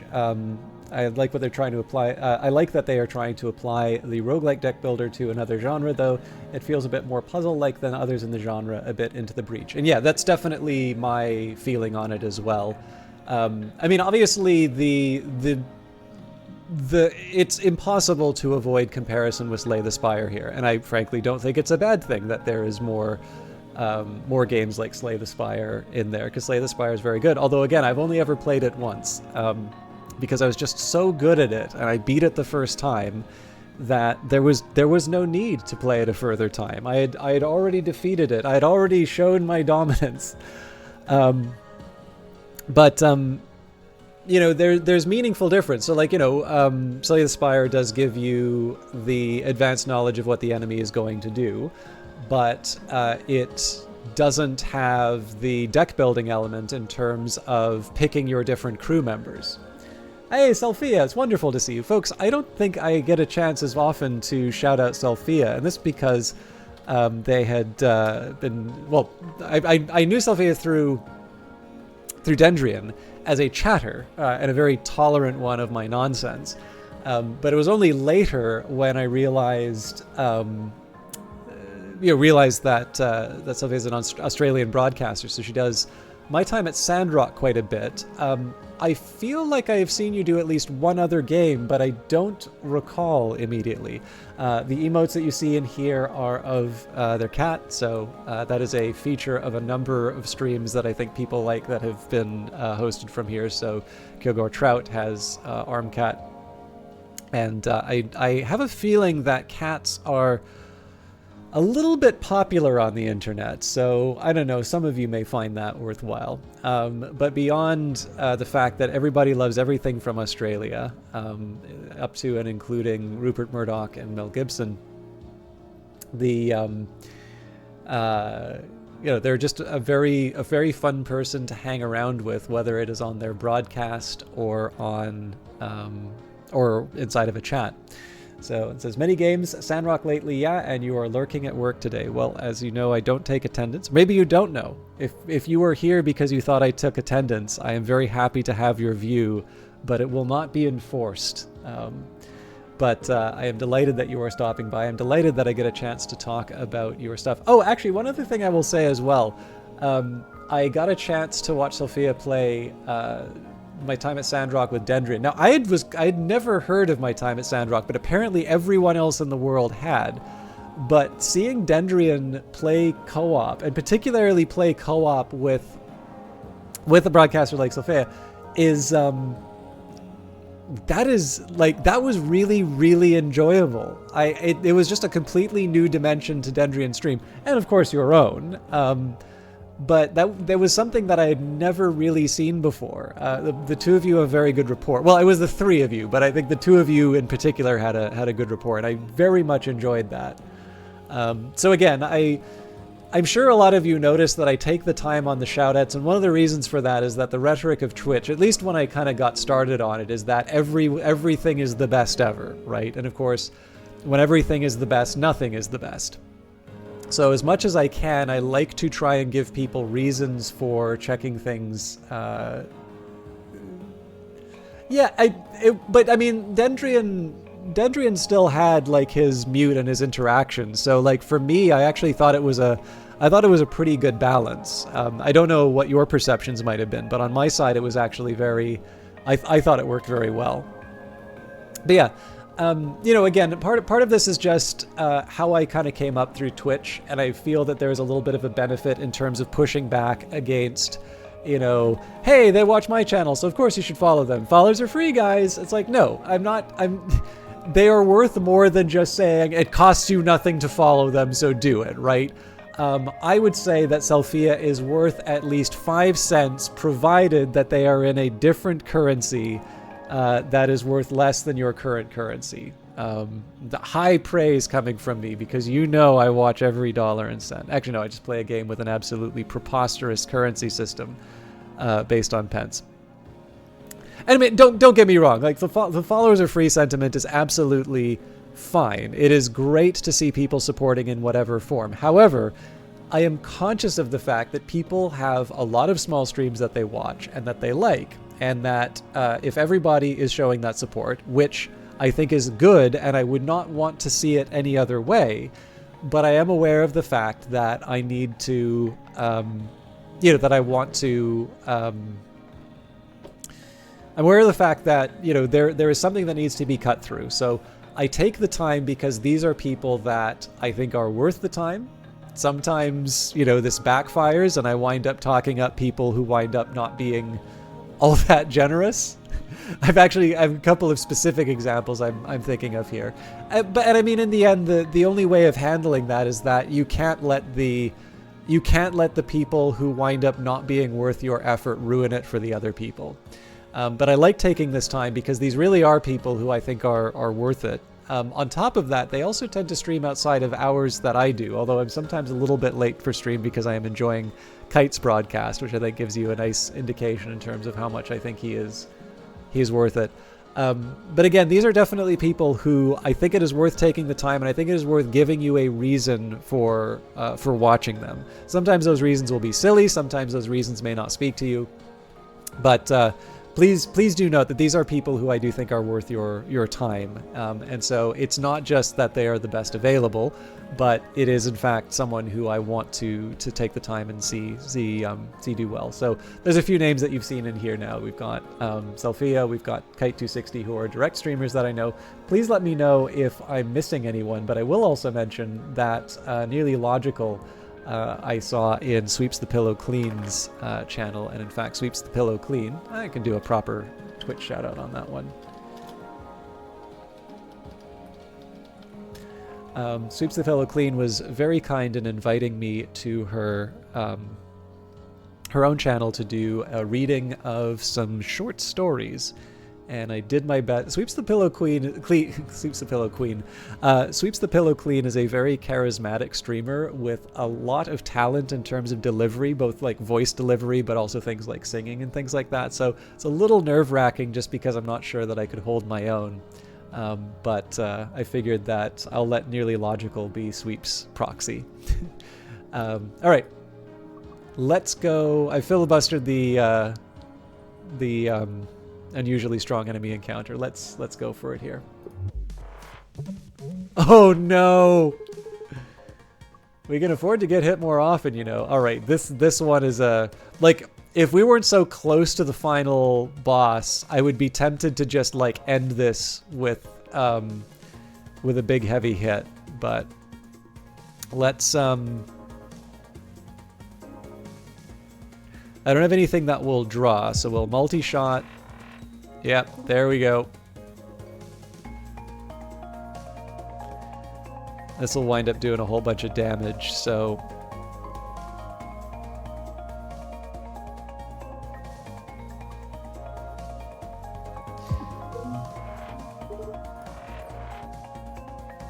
And I'll repair some of that hull that I'm about to lose. Yeah, no problem, Nearly Logical. Thank you for hanging out. Well, that wasn't so bad. Okay.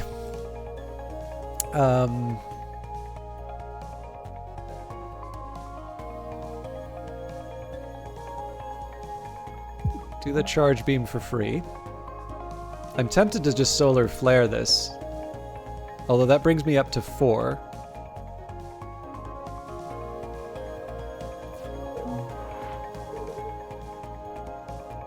So exothermic release... That's a little bit of a sissy move, but...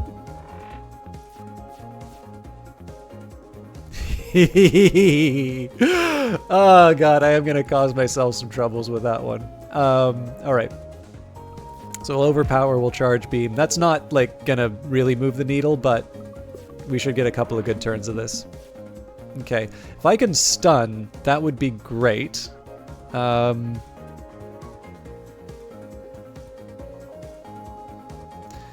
So a couple of charge beams for starters. The ventilator eliminates my flashpoint, which sort of sucks.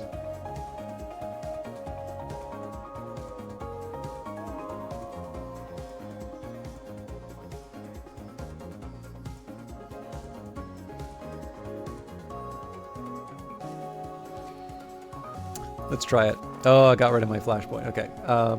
But the Seer gives us a win. That wasn't so bad. Oh man, Echo would be really good. Or we could add a Wave Beam, Piercing Attack, Temporary.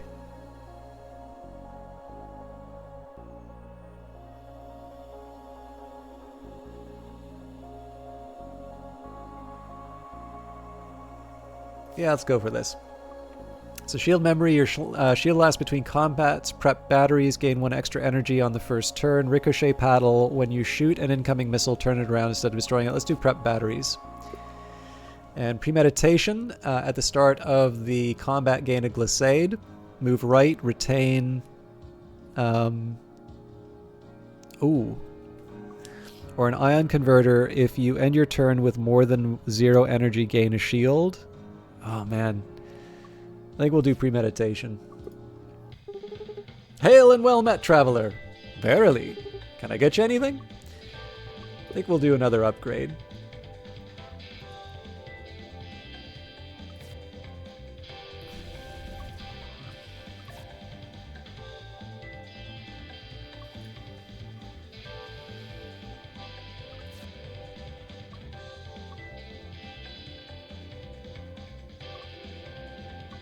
So 2 wave beams is a good synergy with the overpower.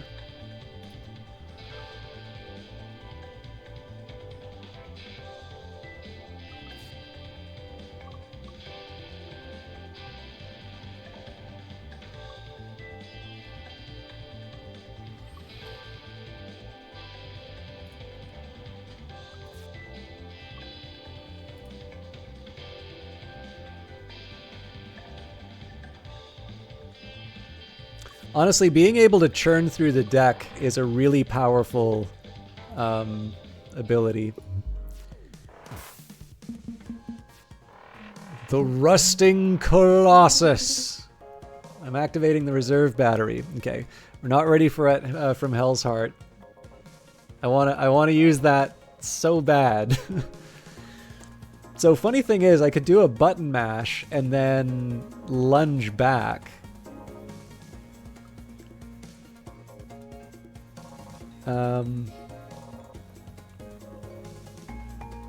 No, here's what we're going to do. We're going to escalate. We'll draw shot.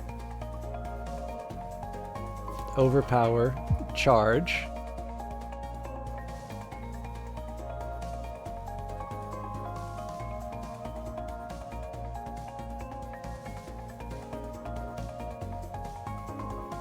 We'll hang on to the basic dodge. So a little bit of damage, but I'm not freaking out about it yet. Okay.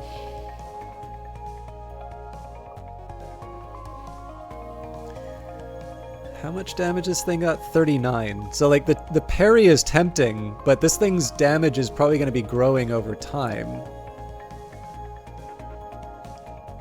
So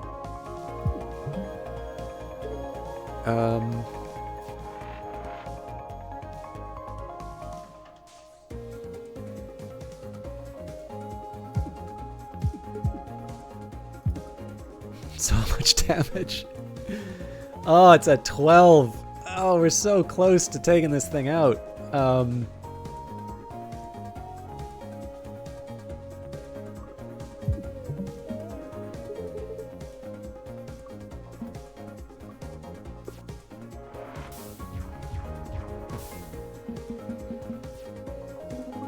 Why, thank you.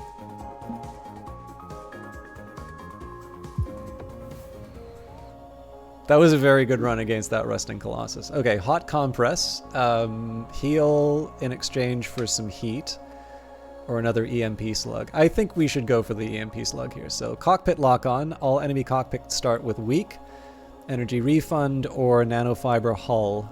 Well, we don't have any more combat, so we're definitely not doing the Nanofiber. Energy Refund. Meowdy. Not in front of everyone, please. Can I get you anything? Let's try another upgrade.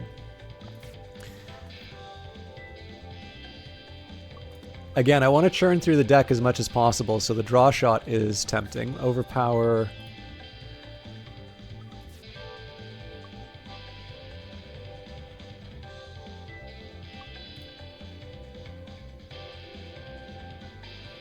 They're all so good.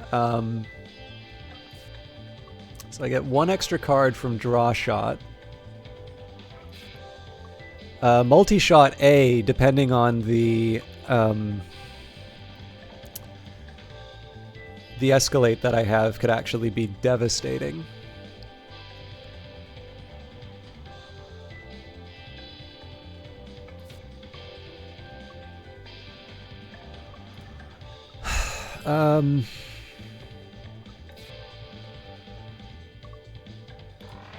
Let that one churn through.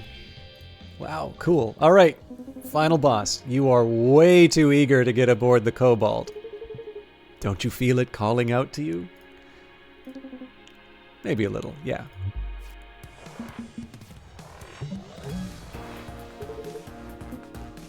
Love the batteries, yes! All right.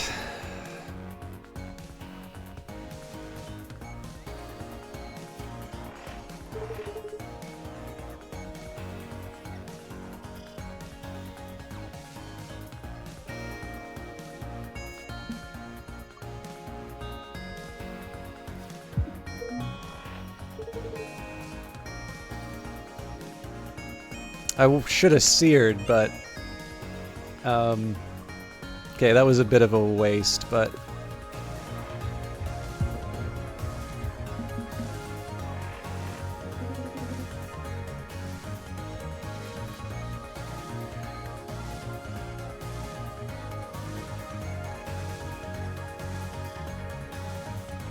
$15 damage is a lot. If only it was piercing. Okay, so we scoot.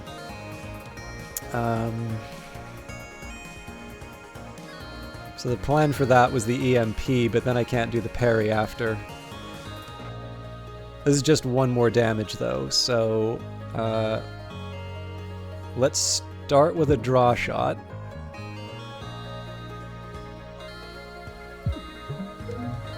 Okay.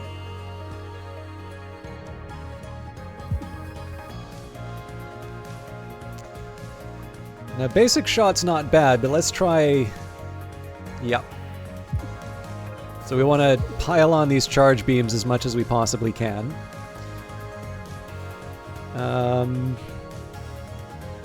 Would have been nice to add the wave beam, but that's fine. So we'll basic shot and flashpoint. Oh man, we are wrecking this thing. The best defense is a good offense.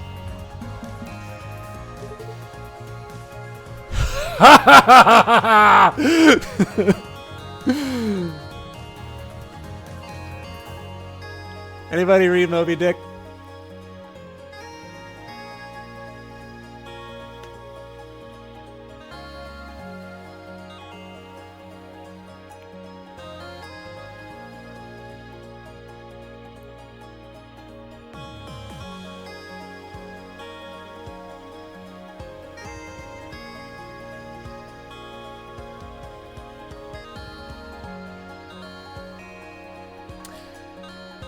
Okay. Is anybody familiar with the general plot of Moby Dick?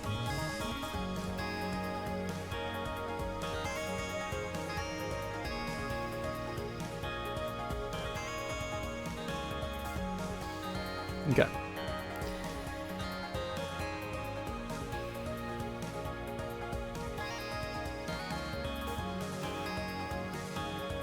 Sorry, just taking a minute here.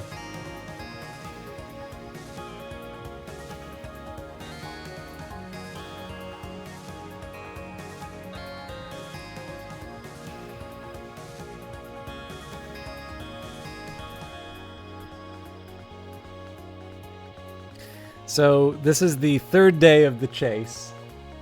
Not Reddit, but yes. Also can't see whatever you're laughing at. Yeah, no, we'll cover this. So I figured that you at least have earned a little Melville tonight. So From the ship's bows, nearly all the seamen now hung inactive, hammers, bits of plank, lances, and harpoons mechanically retained in their hands. Just as they had darted from their various employments, all their enchanted eyes intent upon the whale, which from the side strangely vibrate. I should explain here, this is like the third day of the Pequod chasing Moby Dick. Just as they had darted from their various employments, all their enchanted eyes intent upon the whale, which from side to side, strangely vibrating his predestinating head, sent a broad band of overspreading semicircular foam before him as he rushed.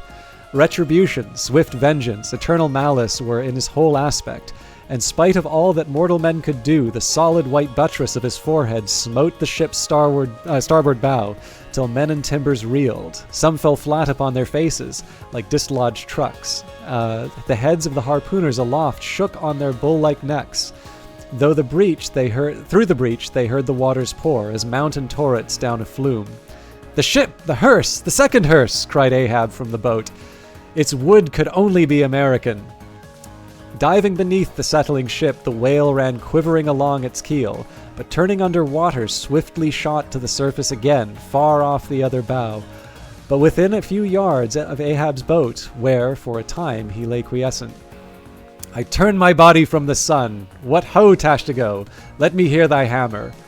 Oh, ye three unsundered spires of mine, thou uncracked keel, and only God-bullied hull, thou firm deck, and haughty helm, and pole-pointed prow, death-glorious ship, must ye then perish and without me? Am I cut off from the last fond pride of meanest shipwreck captains? O lonely death on lonely life! Oh, now I feel my topmost greatness lie in my topmost grief. Ho, ho, from all your furthest bounds, pour ye now in, ye bold billows of my whole foregone life, and top this one-piled comber of my death. Towards thee I roll, thou all-destroying but unconquering whale. To the last I grapple with thee. From hell's heart I stab at thee. For hate's stake I spit my last breath at thee. Sink all coffins and hearses to one common pool. And since neither can be mine, let me then tow to pieces while still chasing thee. Though tied to thee, thou damned whale, thus I give up the spear." The harpoon was darted, and the stricken whale flew forward with igniting velocity. The line ran through the grooves, ran afoul. Ahab stooped to clear it. He did clear it, but the flying turn caught him around the neck, and voicelessly, as Turkish mutes bowstring their next victim, he was shot out of the boat, ere the crew knew he was gone. Next instant, the heavy eye-splice of the rope's final end flew out the stark empty tub, knocked down an oarsman, and smiting the sea, disappeared to the depths. For an instant, the tranced boat's crew stood still, then turned. The ship? Great God, where's the ship? Soon they, through dim, bewildering mediums, saw her sidelong fading phantom, as in the gaseous Fata Morgana. Only the uppermost masts out of water, while fixed by infatuation or fidelity or fate to their once lofty perches, the pagan harpooners still maintained their sinking lookouts on the sea. And now concentric circles seized the lone boat itself, and all its crew, and each floating oar, and every lance pole, and spinning, animate and inanimate, all round and round in one vortex, carried the smallest chip of the Pequod out of sight. But as the last whelmings intermixingly poured themselves over the sunken head of the Indian at the mainmast, leaving a few inches of erect spar yet visible, together with long streaming yards of the flag, which calmly undulated, with ironical coincidings over the destroying billows they almost touched, at that instant a red arm and hammer hovered backwardly uplifted in the open air, in the act of nailing the flag faster and yet faster to the subsiding spar. A skyhawk that tauntingly had followed the main truck downwards from its neutral home among the stars, pecking at the flag and accommodating Tashtigo there. This bird now chanced to intercept its broad fluttering wing between the hammer and the wood, and simultaneously feeling that ethereal thrill, the submerged savage beneath, in his death grip, kept the hammer frozen there.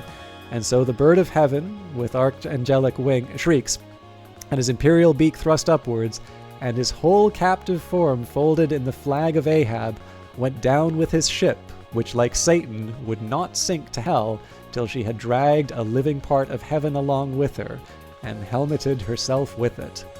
Now small fowls flew screaming over the yet yawning gulf, and sullen white surf beats against its steep sides, and then all collapsed, and the great shroud of the sea rolled on as it rolled 5,000 years ago.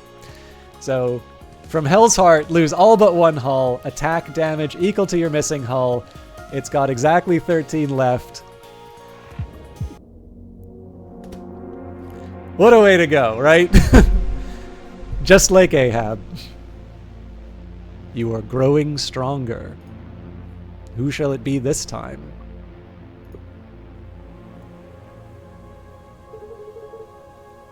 Look, my memory is still hazy, but I'm pretty sure this whole thing is like at least 10% my fault. That is a low estimate. Any chance you could like use your time magic to change it so it's not my fault? I don't have time magic. Ah, worth a shot.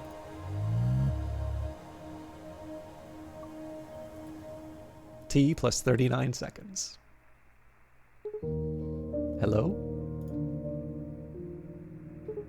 Anyone? Drake? Anyone on this frequency? Perry? Anyone? No. What are you?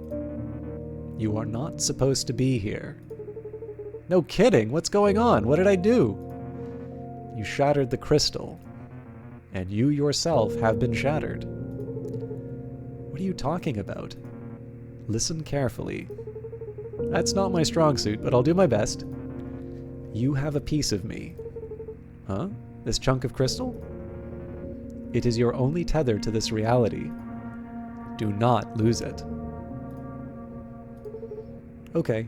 Anything else? Hello?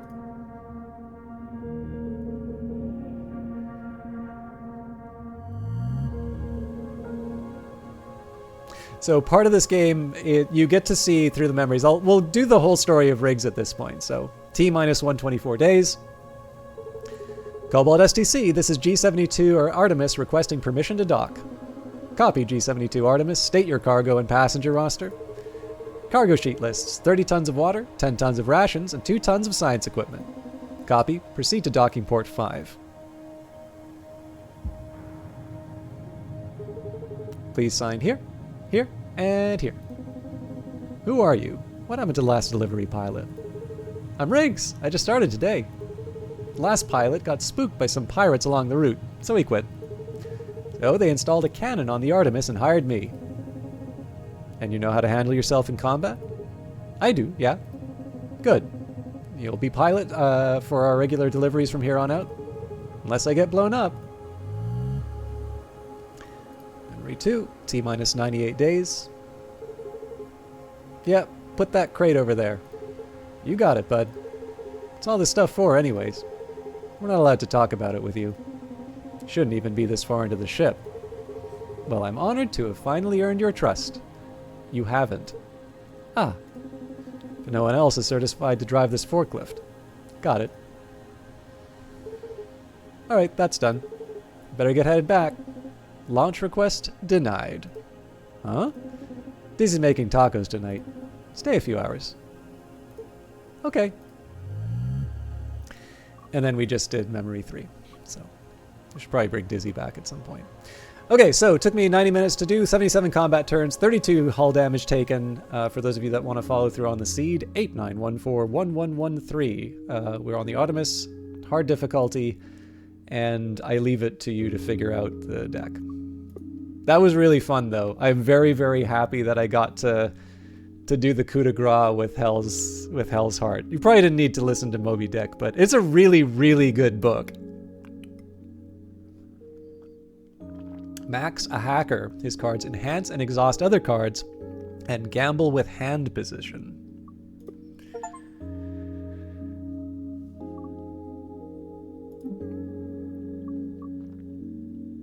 Okay, so I can sort of... Now, the drawback here, right, is that I actually quite like Riggs as a character because of the mobility. But what we're going to do now, let's try the Ares. We'll bring Dizzy back for shielding. And as much as I like Drake in terms of the attacks and the status effects, I actually think that I'm willing to try Max with a pretty vanilla combination here. I'm not ready to go up onto a harder difficulty, but...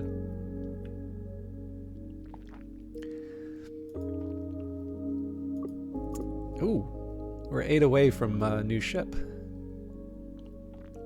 And then if I want, like, so technically if I wanted, I could do this crew and try to go for this ship here, but I'd kind of like to fold one set of cards in at a time. So, oh, you know who would really like this? I think Prosciutto Fist would actually really like this game.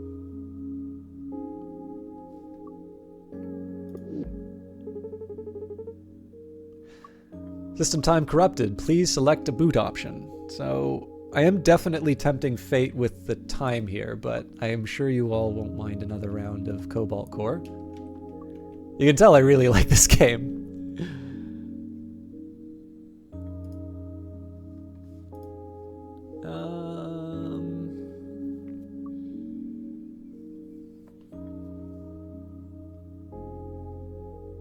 Let's pick from 3 uncommon cards.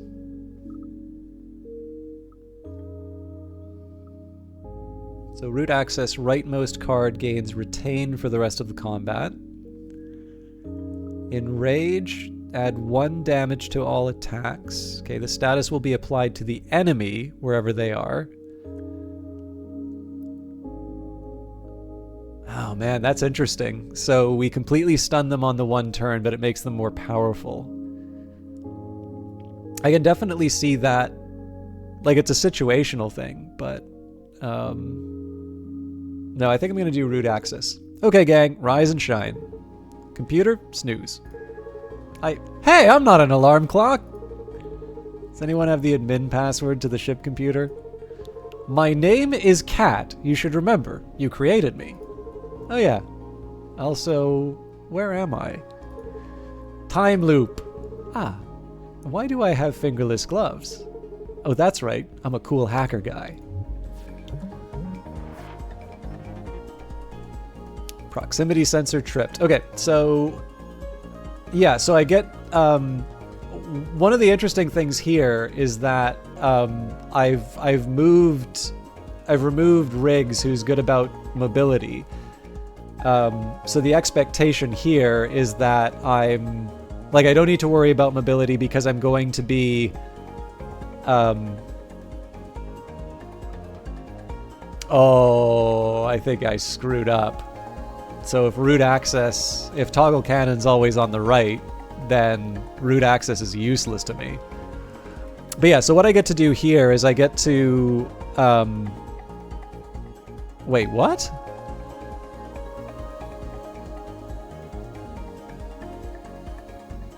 So apparently I only get to toggle it once. I should double check that, but let's start with the block shot so we can get the temporary boost. Yeah, we'll keep this simple. Hull's untouched. Okay. Don't want to lunge. Yeah. It's very, very straightforward so far.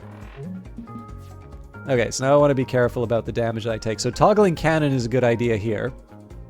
Pay your leftmost card for free, then exhaust it. So a shield surge would be nice. Oh, interesting. So I'm gonna toggle the cannon. No dent in the energy reserve.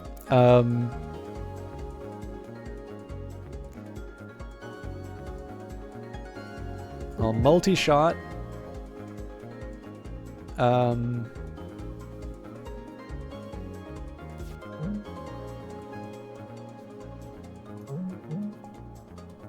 So just take it on the chin. Okay, so we do get the toggle back each turn, so... I don't exactly want to lunge here, because that's going to take me completely out of the fight.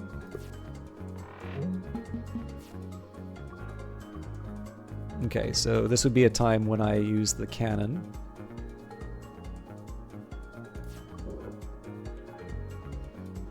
Now, the thing is, like, multi-shot isn't that strong. Like, yeah, we'll go for it.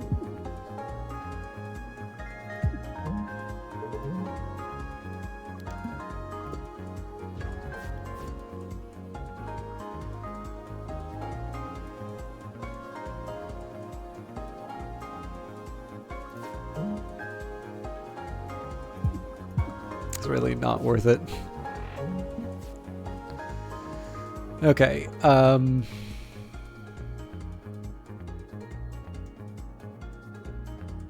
I'm definitely feeling the pinch on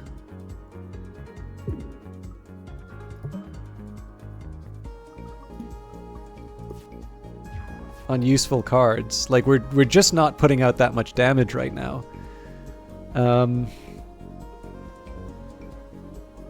Okay, so what I want to do here, I want to do a basic shot, a block shot, oh no, the lunge will still work.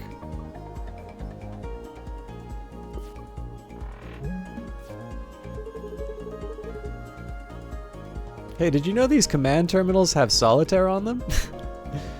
So we definitely don't want to take that. We don't want to take that on the chin.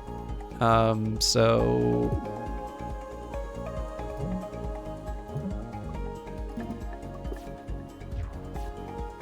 this is definitely going to take some getting used to.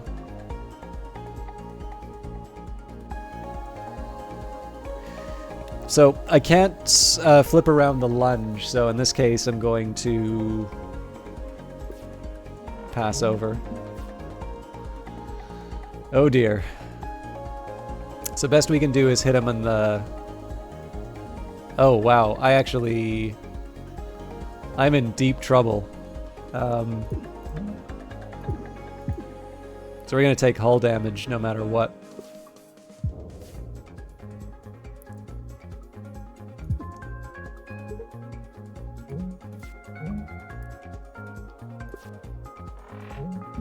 Jesus.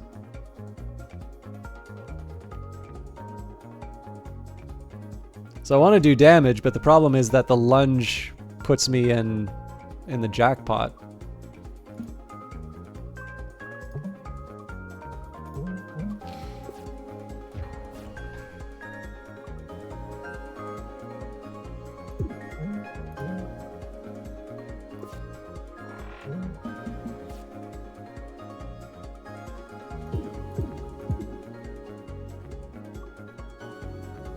I'm in the same problem.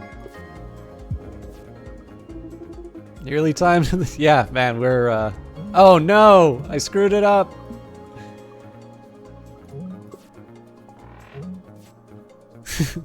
Yeah, so I need to somehow do 3 there's no way I'm surviving this.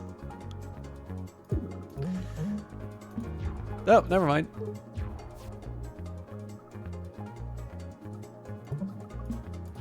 Oh no!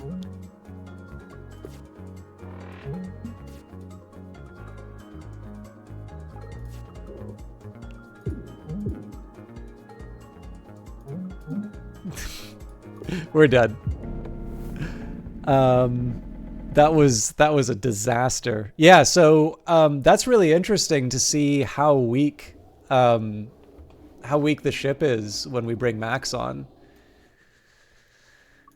I'm gonna try that again. Hey, Sweeps, how you doing? Folks, I know we shouted Sweeps out not that long ago, but I get a proper chance to introduce. So Sweeps the Pillow Clean is a wonderful VTuber. Very, I hope this doesn't come off as condescending, but a very bubbly personality. I actually got to say, one thing that I really admire about Sweep's stream, but made me feel like I was kind of taken my life in my own hands. Sweep's Pillow Clean was kind enough to invite, I had mentioned this before, but was kind enough to invite me onto her reading streams.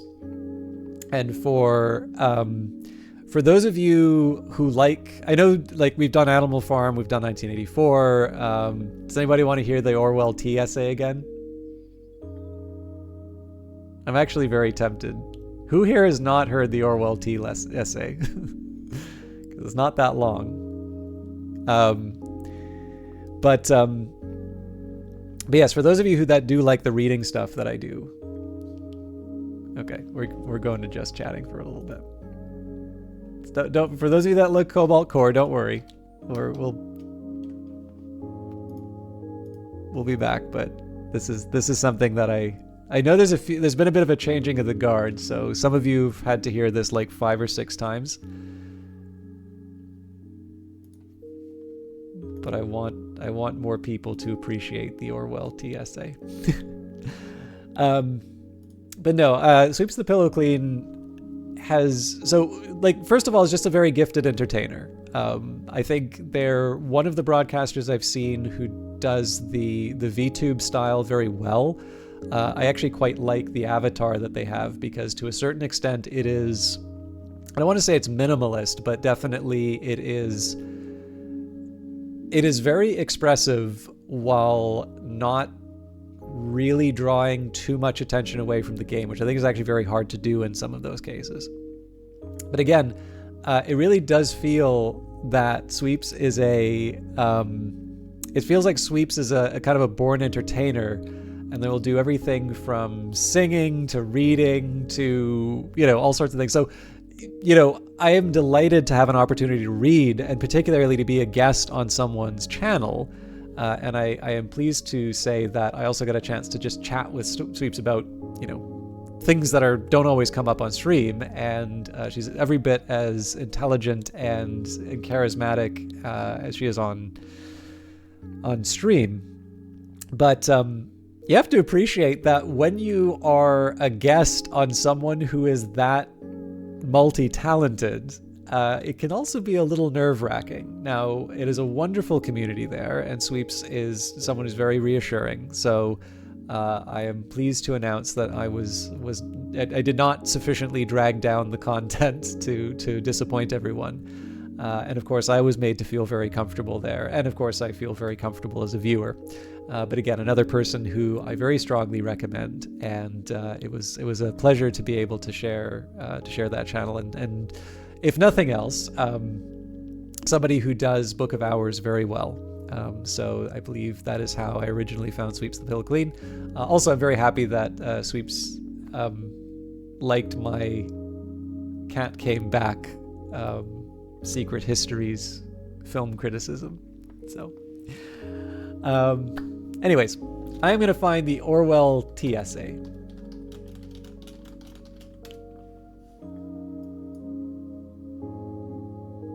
And I do, in fact, have a cup of tea in front of me.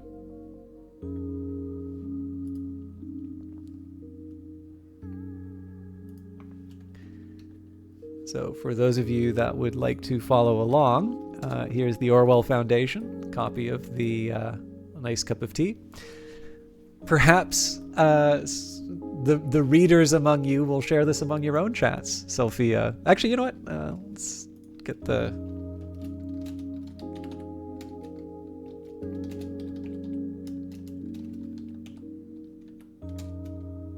Oops, sorry, Kite.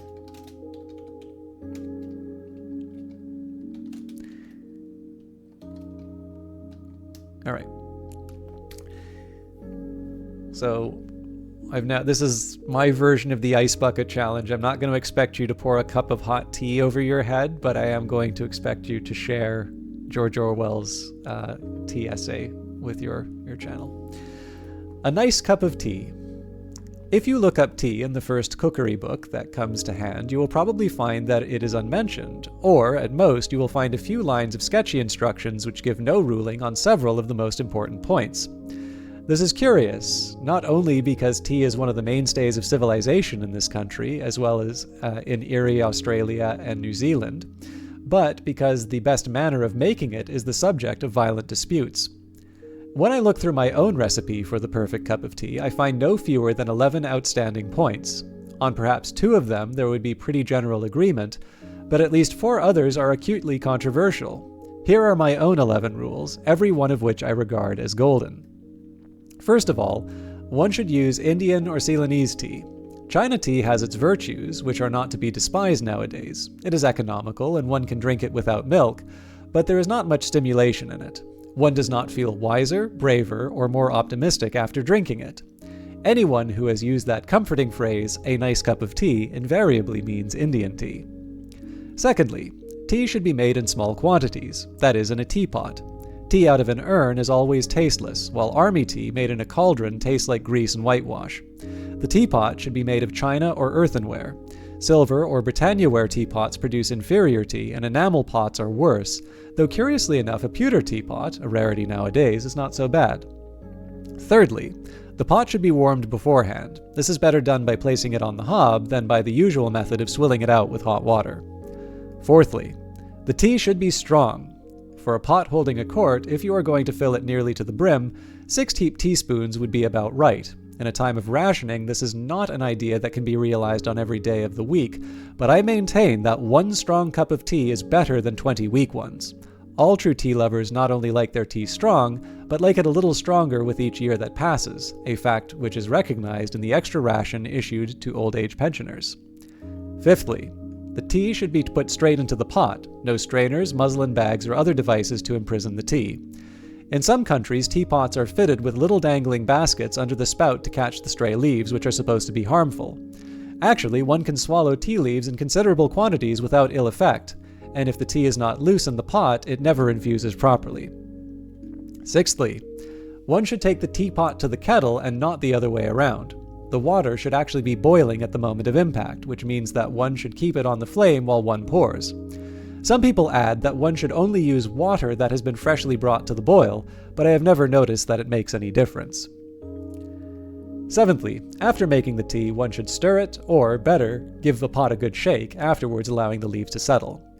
Eighthly, one should drink it out of a good breakfast cup, that is, the cylindrical type of cup, not the flat, shallow type. The breakfast cup holds more, and with the other kind, one's tea is always half cold before one has well started on it. Ninthly, one should pour the cream off the milk before using it for tea. Milk that is too creamy always gives tea a sickly taste.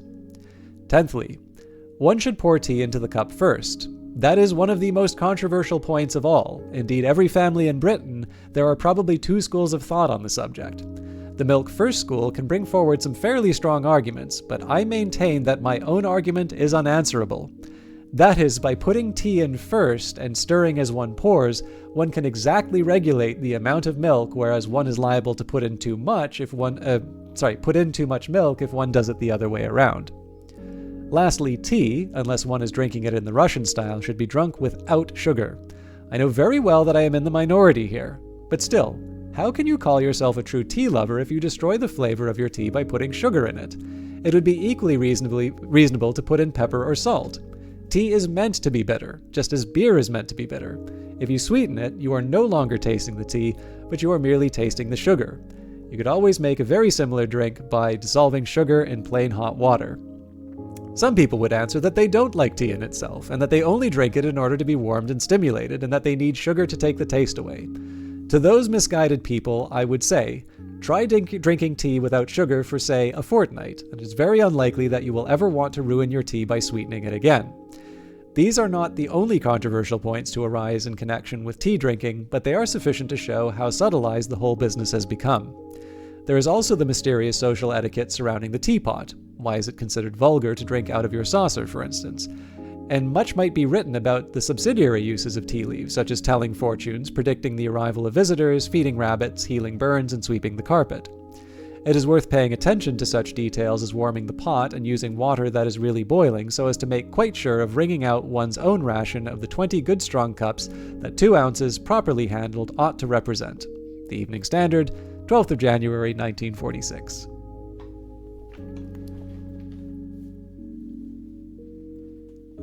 This fella invented the concept of persnickety. Wait till he finds out about a pumpkin-sized latte.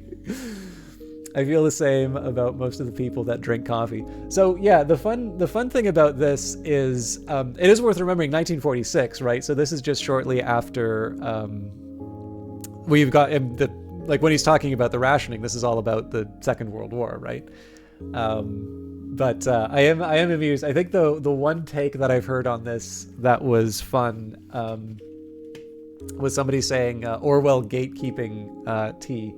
And actually, this has reminded me the question. So I'm curious how many people know about the debate. There's going to be one more small thing that I read, but I'm curious how many people are familiar with the whole debate about whether you put the milk in first or second, because there is actually a weird bit of scientific history, and I have a feeling if Sweeps doesn't know about this, this will actually be something that is delightful. It's a glass thing or a class thing?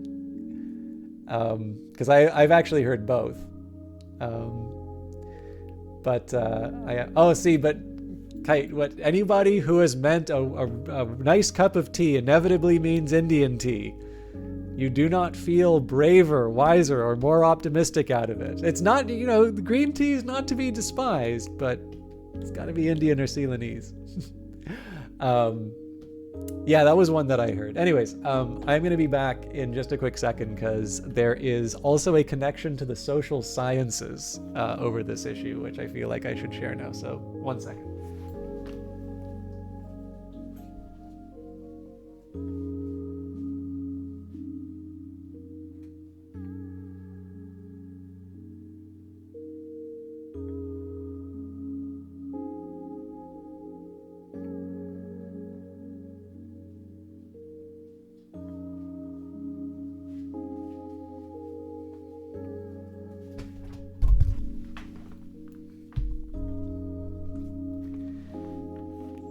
As someone that does not drink black tea but has said green and white, I feel called out. Well, the other thing too is that it's just because Orwell wrote it doesn't mean it's true. But I do love playing devil's advocate on this. So what I'm going to be quoting from here is a wonderful book called The Lady Tasting Tea: How Statistics Revolutionized Science in the 20th Century by David Salzberg.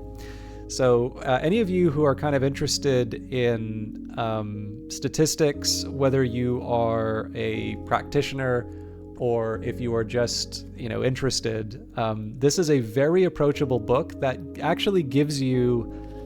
So the thing is, I actually feel that this does a very good job of educating you on the history and purpose of statistics, like the role that it has had in sort of shaping our understanding of the world.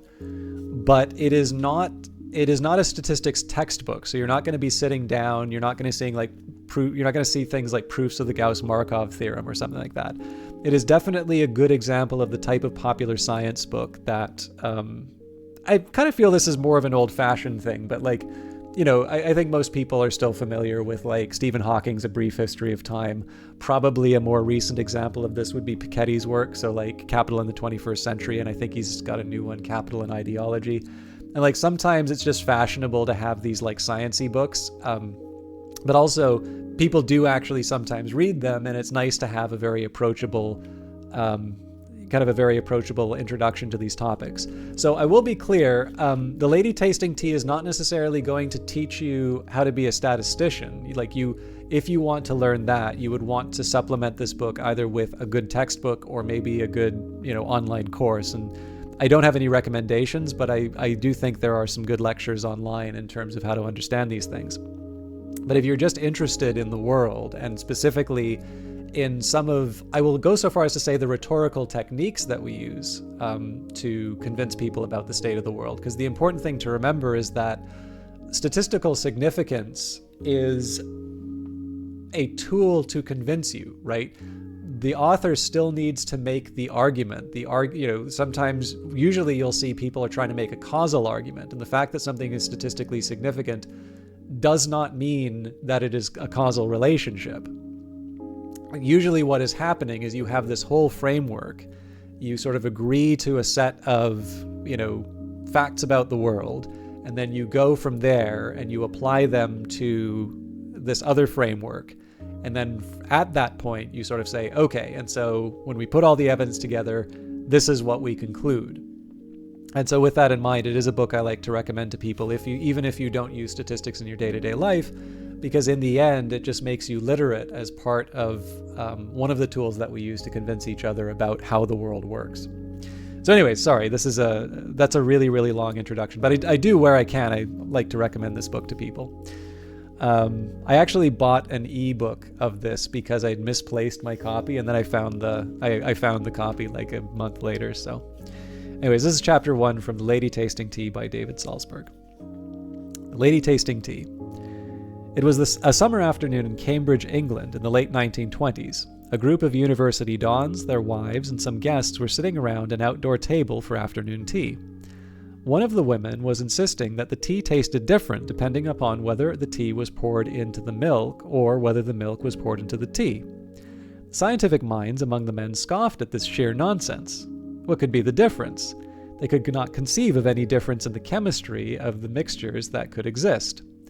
A thin, short man with thick glasses and a Van Dyke beard beginning to turn gray pounced on the problem. "Let us test the proposition," he said excitedly. He began to outline an experiment in which the lady who insisted that there was a difference would be presented with a sequence of cups of tea, in some of which the milk had been poured into the tea, and others of which the tea had been poured into the milk. I can just hear some of my readers dismissing this effort as a minor bit of summer afternoon fluff. What difference does it make whether the lady could tell one infusion from another, they will ask. There's nothing important or of great scientific merit in this problem, they will sneer. These great minds should have been putting their immense brain power to something that would benefit mankind. Unfortunately, whatever non-scientists may think about science and its importance, my experience has been that most scientists engage in their research because they are interested in the results and because they get intellectual excitement out of the work. Seldom do good scientists think about the eventual importance of their work. So it was that sunny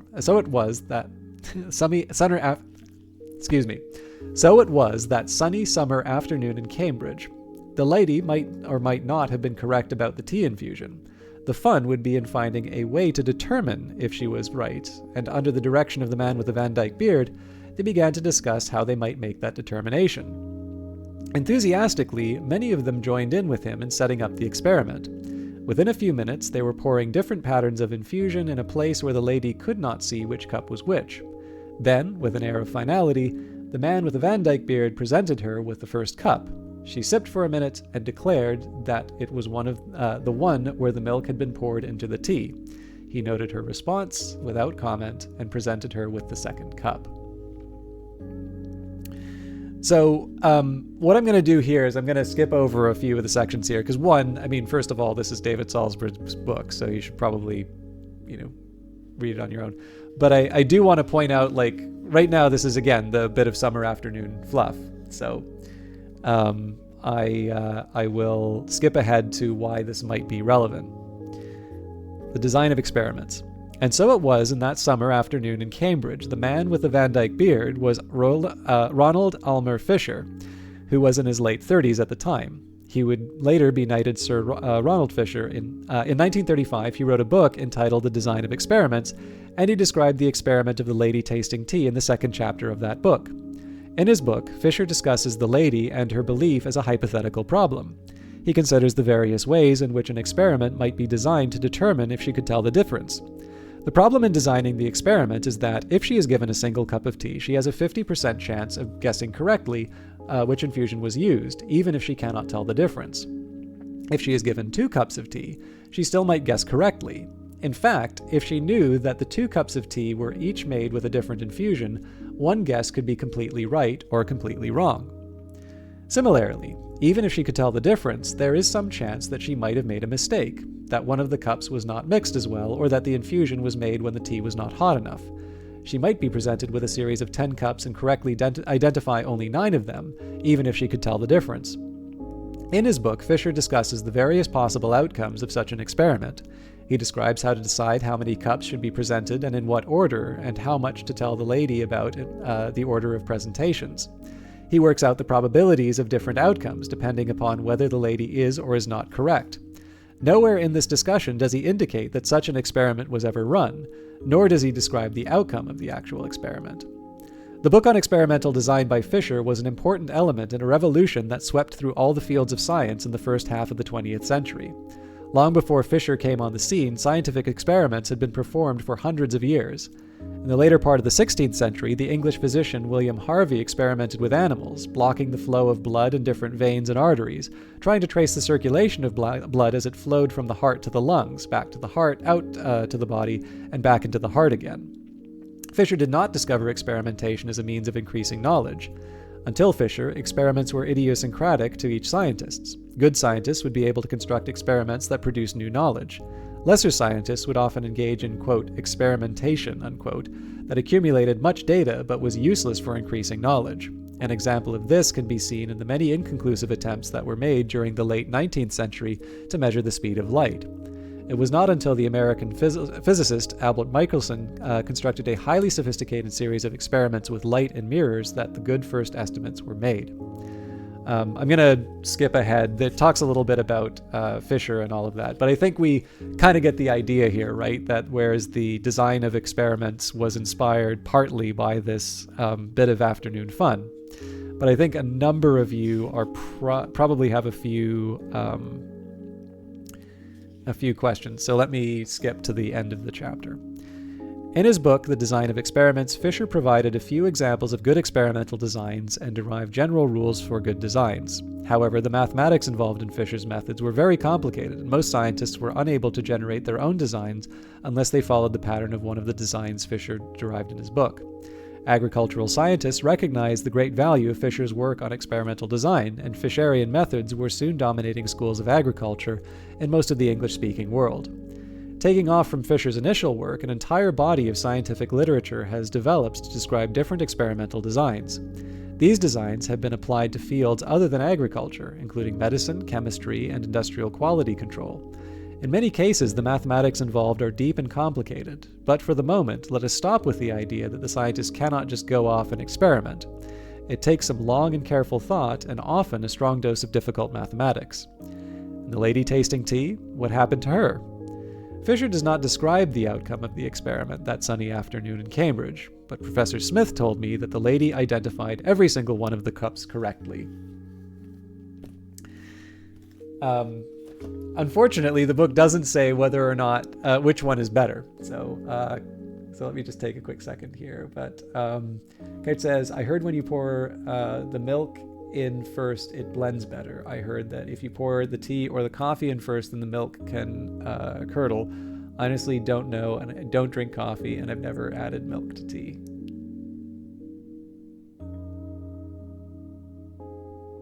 Any people at work to read this, you can't just say, how about we A-B test this and wipe your hands. Google has screwed up A-B testing before. So what they did was they did like a whole bunch of different shades of blue and then tested them. And then they basically looked for, the strongest significance. But the problem with that approach is that, sure, you've got, I think they probably did the old 5% significance level. That's presumably what they normally do. But if you're looking at a whole bunch of other tests, it's not a 5%. The 5% is sort of the 5% chance of a false positive, basically.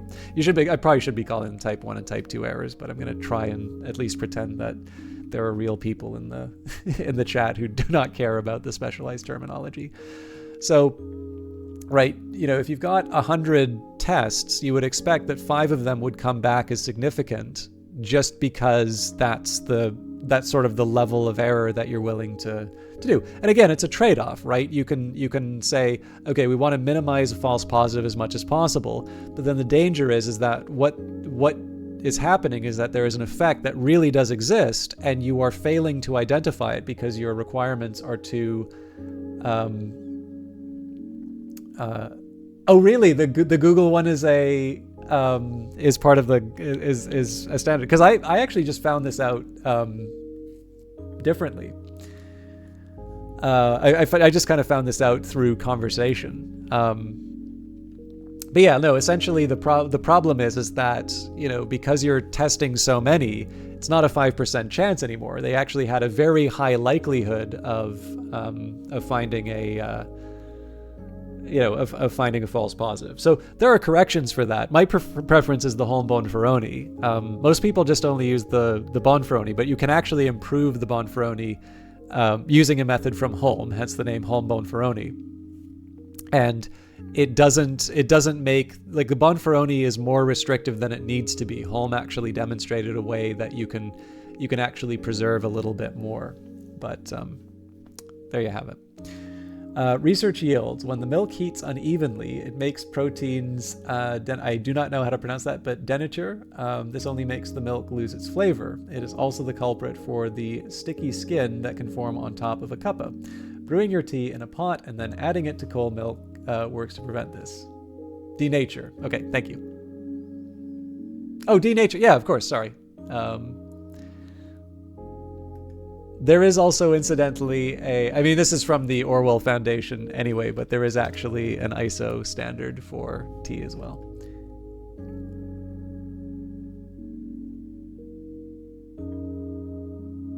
Yeah, I'm glad you did.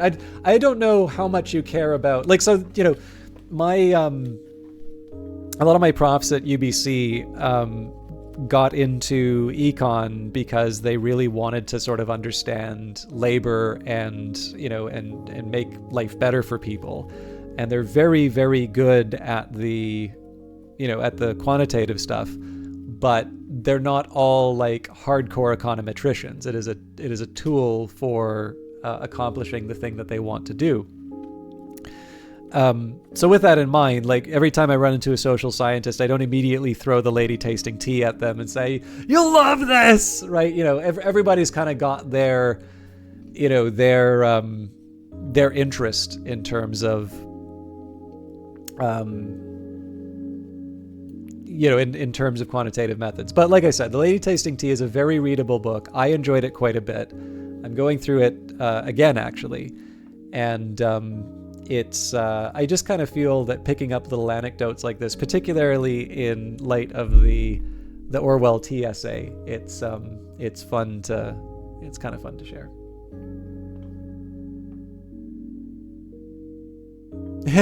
Well, no, I mean, that's the best one, right? Like the big thing for me is that I never did really well on my econometrics courses, but I was the one people always asked to like help with homework and things like that. And one of the big reasons why I like this stuff is that because, like, deep down, one of the things I love the most about econ is that, and particularly like having a good grip of quantitative methods, is that it lets you start working on that stuff when everybody's kind of like, "You can't measure that. You can't, that your creativity, that's the sacred place. You're not allowed to touch that." And then, of course, I immediately run in and I'm like, "Yeah, no, here we go. I'm messing up your desk. What are you going to do about it?" But yeah, no, like, you know, having a solid grounding on this stuff lets you at least video yourself walking into the social science conference saying mixed methods is the best. I'll pay my whole adjunct salary a shiny nickel. Yeah, no, I honestly, I absolutely love just going into the places where everybody's like, you know, don't touch that. That's my domain. Anyways, I do appreciate all of you who came in for Cobalt Core dealing with that diversion. I'm actually kind of done for today, but I will try another run. This may actually have some consequences for me later. By the way, I'm sorry about your adjunct salary. I am probably severely underpaid relative to what I can do, and like I had an offer for a consulting firm out of university, which I really should have taken. But like I'm okay. Like I've paid off my loans and I'm sort of building some. I'm kind of paying myself back from the film years, but like I'm okay, right? But I do know some people who are working in academia, and it is tough. So, but I admire you for sticking through it. I don't know about big brain, but I like cosplaying as a big brain. So, okay. Not gonna go for the boss artifact. Max Hull. I think I'm gonna go for the common artifact. I'm gonna have to learn to deal without a big hull. So, jettison hatch. You may remove two. Ding ding ding. Wakey wakey. Hey cat, can we talk in private? Before the loop, I don't remember you being this smart. Me neither. I was looking through your files. Rude. It's in memory bank 0xF3. I don't know. when I try to look inside it, things get kind of hazy. Anyway, I should still have your root password. I could delete that file for you. Do not delete that file! Oh, alright, sorry. Sorry. It's okay. I'm programmed to help the crew. If you think this will help. Next time we're near a high energy power source, we can try. Just, please don't deactivate me. I won't. Alright, let's see if we can show the cicada who's boss.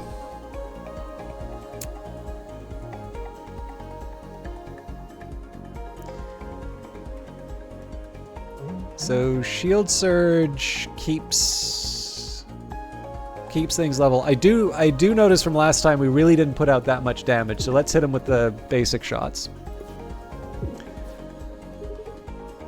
Alright, now this is the time I kind of need to make hay.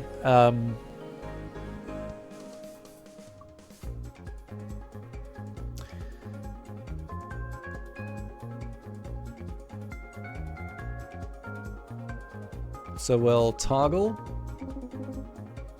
No dent in the energy reserve. Basic dodge.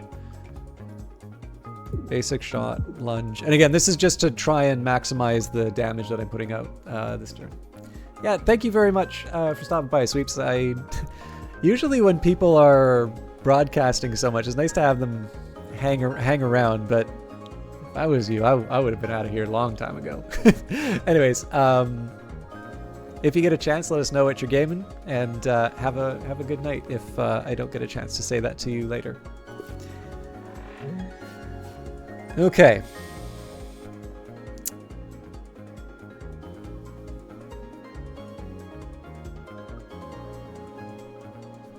So multi-shot. Oop. This is all about protection at this point. And in fact, I can toggle, and I think that'll reduce one of the some of the damage too. Although I guess that doesn't really matter in this case. Yeah. Okay, so this is again the point where I need to try and do damage, but again we don't have that much damage, so I can do the basic shot and the basic dodge, but that's it.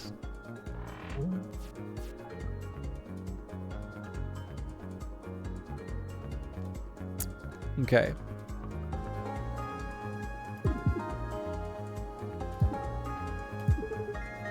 Hey, good one.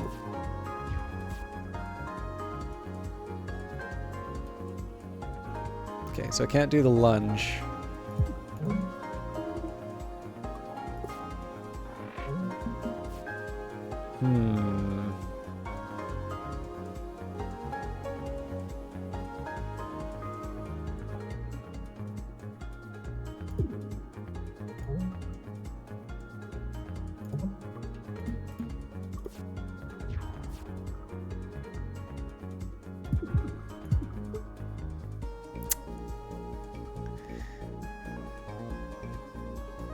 I think if I go like so, there we go. All right, this is definitely going to be challenging. Let's start with deflection. So I like the idea of escalate, but escalate's only a temporary boost, so I definitely need more attacks. And let's go to the unknown energy signal. We still get the option of going after the strong one if we want. Emergency transmission coming in. Oh, please tell me this is the frog. Help! My missiles! It's this toad again. I'm actually a frog. Help the toad. Enter combat? It keeps happening!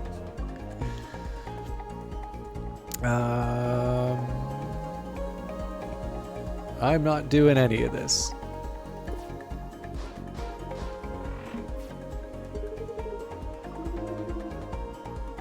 Just unplug the missile terminal. Please don't shoot. I'm not hostile. Okay, so now sadly that's the only one I can really. If I could stop that corrode, that would be ideal. Yeah, I don't like that I'm damaging his ship, but Oh, nice. Okay, I am not damaging his ship.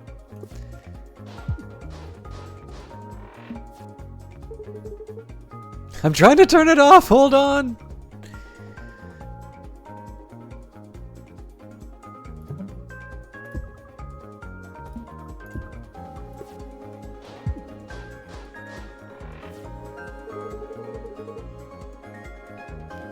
I think the manual override is in this room somewhere.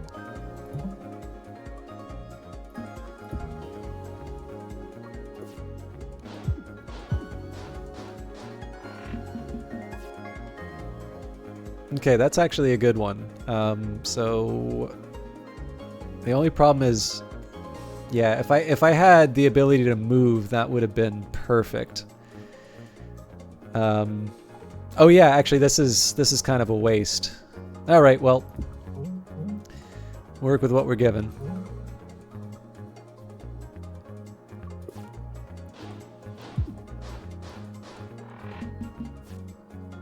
Okay.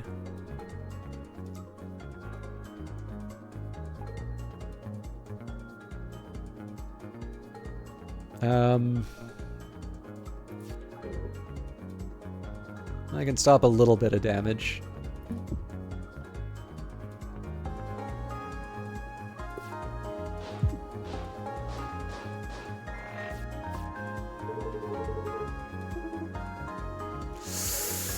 This is gonna get ugly.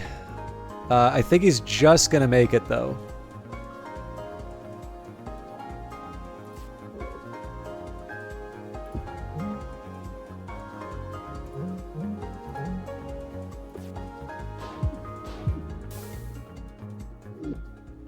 Whew! Hey, I'm alive! I can't thank you enough. So I won't. Really? Okay, fine. I will offer you one treat. So, hard drive I found earlier, missile malware, piercing attack, missile malfunction, the ship's missiles and drones will all launch backwards. My precious seeker missiles launch an object from your missile bay. It's in the middle. An artifact I found. I think, again, we need more attack, so let's do the seeker missiles. We're taking these away. Okay, fine. Take my missiles. Whatever. I like Saugans. Okay. We're in decent health, but I am signing myself up for combat with 3 enemies before going to an artifact. Yeah, so I'm not giving myself any repairs. We gotta learn how to handle it though, so. More ships should come in all black. It's classy. Okay. So we'll toggle the cannon. I think deflection is the best starter, and then basic shot. So that killed the... Okay, now this, if fired upon, it will move out of the way to the right. So I am curious...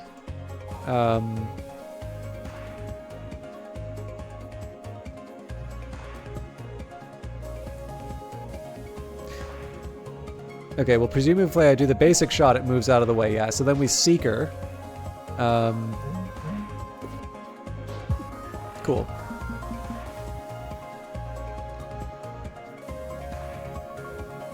So the block shot is the obvious choice here, but it goes to the left, which is going to screw up the lunge. So let's at least toggle the cannon. Okay. And yeah, there's no way that's working for us, so...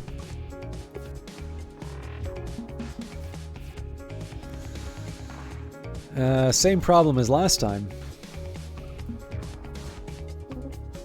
Next time. Ah, here we go. So the multi-shot's not gonna help. Well, we don't have any other attack though, so...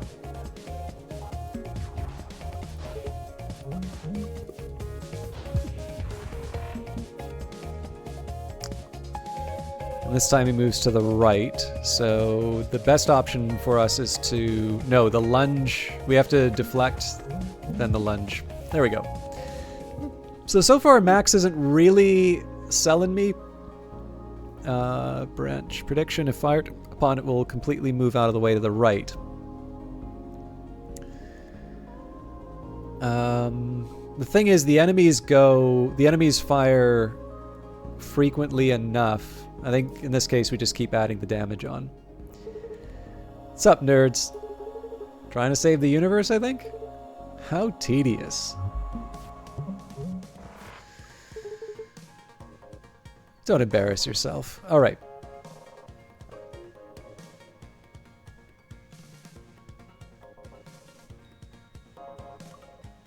So we'll switch. Yeah.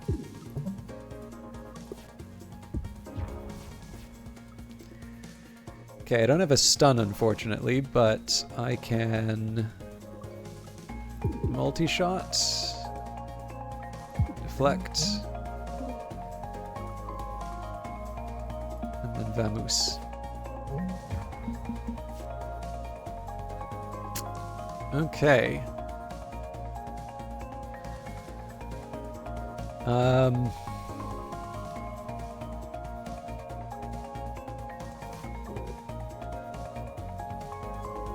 I think the best I can really hope for here is block, reroll, basic. But we're still going to get hit by the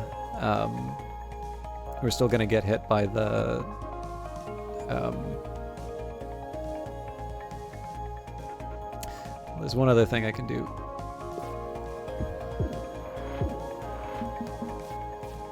Okay. Seeker seems to be the right choice here. Yeah, so Shield Surge, basic block, and then Seeker. Oh, that's right, I forgot about the fire.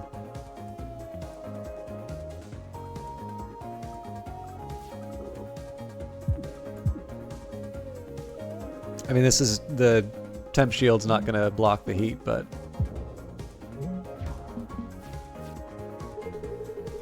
ships should really come with big air conditioners. Okay, let's think about our moves.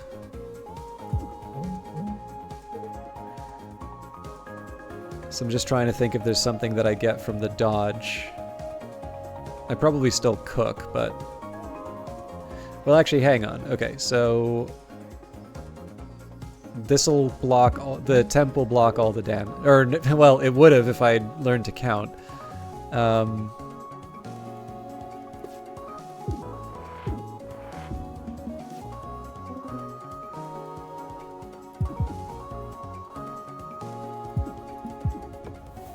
Okay, so we're starting to get the hang of it, but it is definitely a very slow, it's a very slow approach.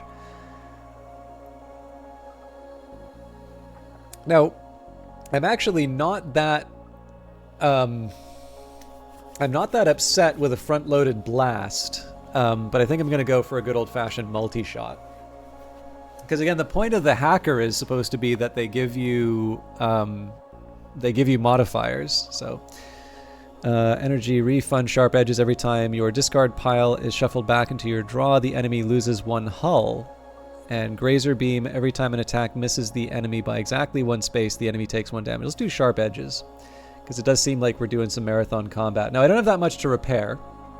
I could upgrade a card, but let's just acquire more cards. Okay.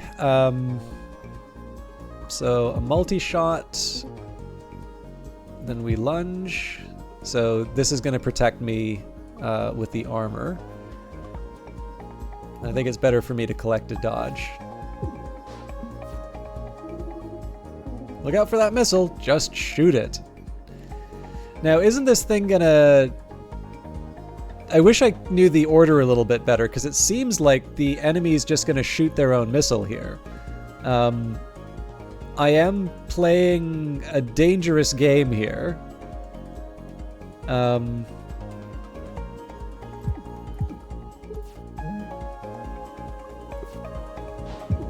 Alright, well that answers that. Ah, I spilled Rig's old boba.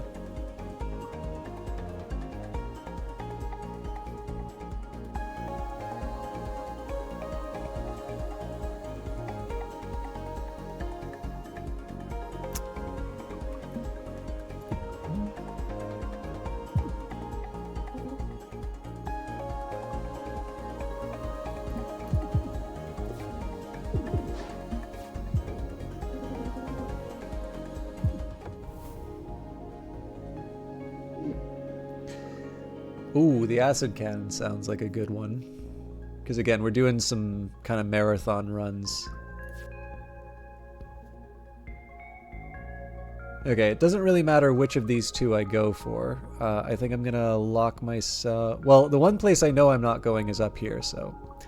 Stun Calibrator. After your first attack, each turn gain 1 stun chart. That might work.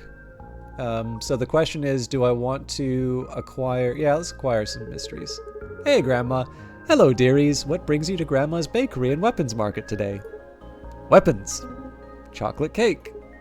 Both? Have a look around. So 1 treat, please. A random rare card, or... Can we use your trash can?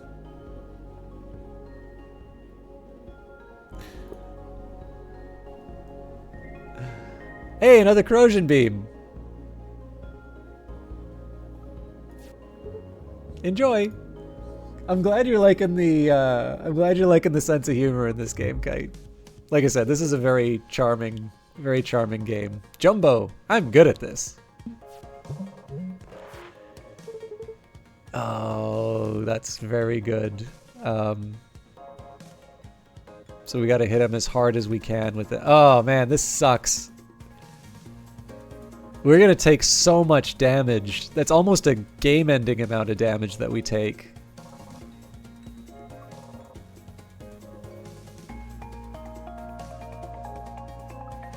But I get to do 4 damage and add a corrode, so... Nice shot.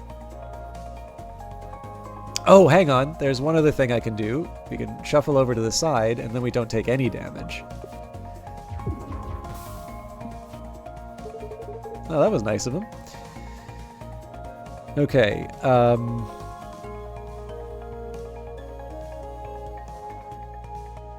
so I'm thinking we do Seeker. No, because the Seeker's gonna get hit by the...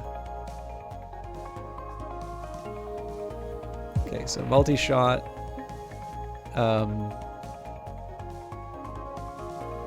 Reroll and basic block, and that'll block all the damage, including the weak spot.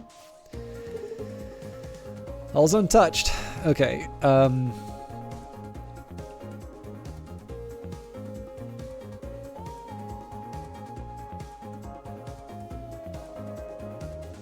think corrosion beam and block shot. This is gonna sting though.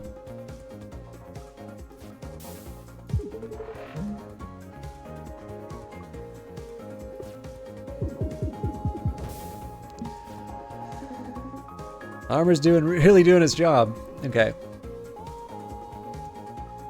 So the dodge will allow me to avoid damage entirely, so we're gonna switch the cannon.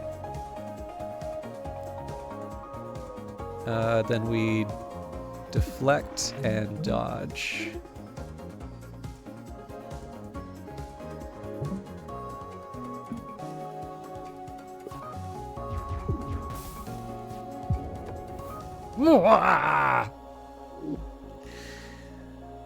Okay.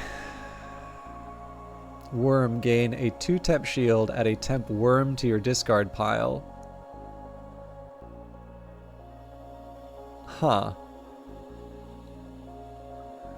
Free sidestep or a stun charge.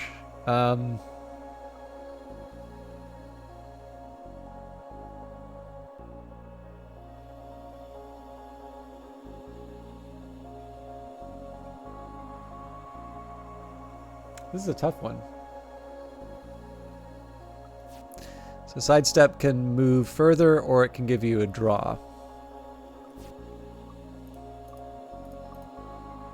I think I'm going for the shield.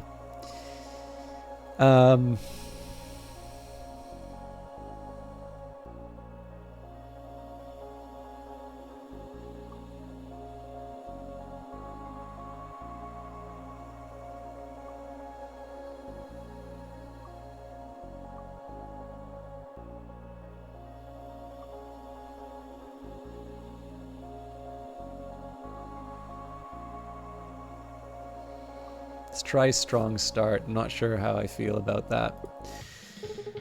How's the ship running? Oh, as good as could be expected. By which I mean bad.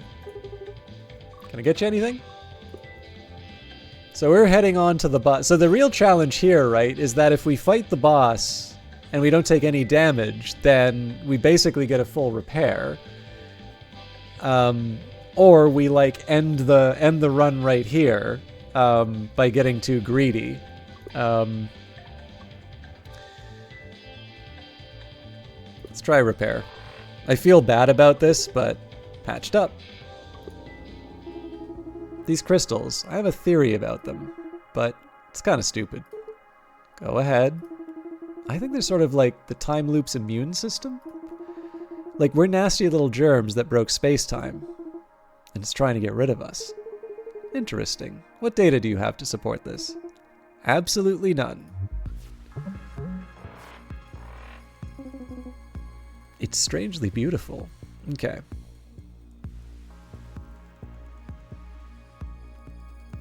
This is definitely one of these times when it makes sense for me to move the ship. The problem is I don't have a whole lot to add. I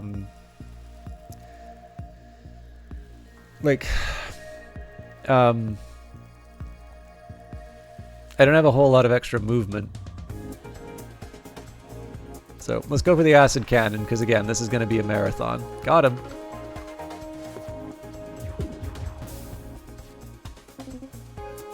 Ah, big crystal.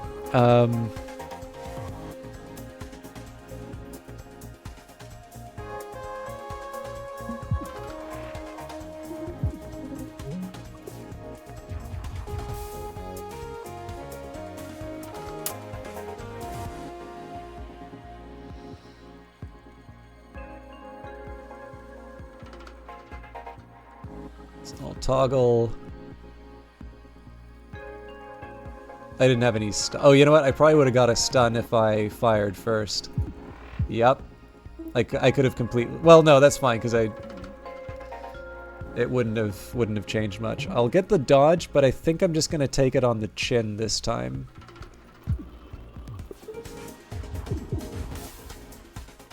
There's definitely scarier stuff that this thing throws at me, so... probably should use the worm at this point.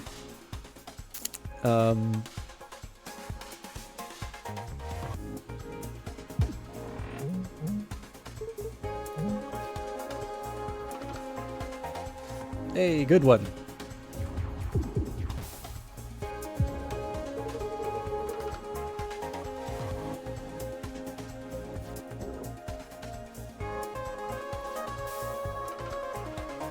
Oh, I calculated that wrong. This is gonna suck.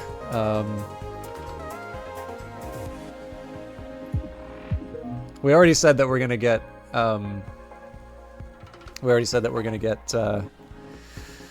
a repair after we kill this thing, so...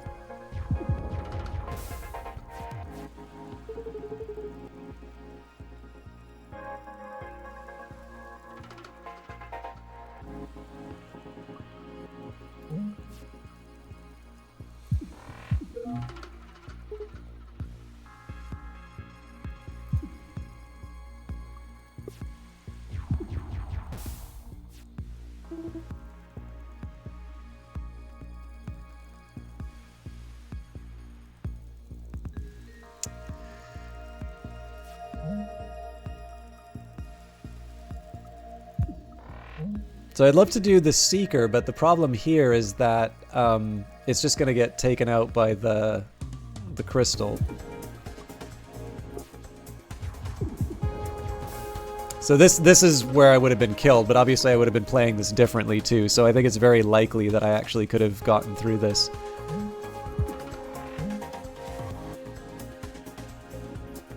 No problem, Kite. I'm really glad that you had fun with this. I hope you have a lovely evening, and I look forward to the next chance we get to chat.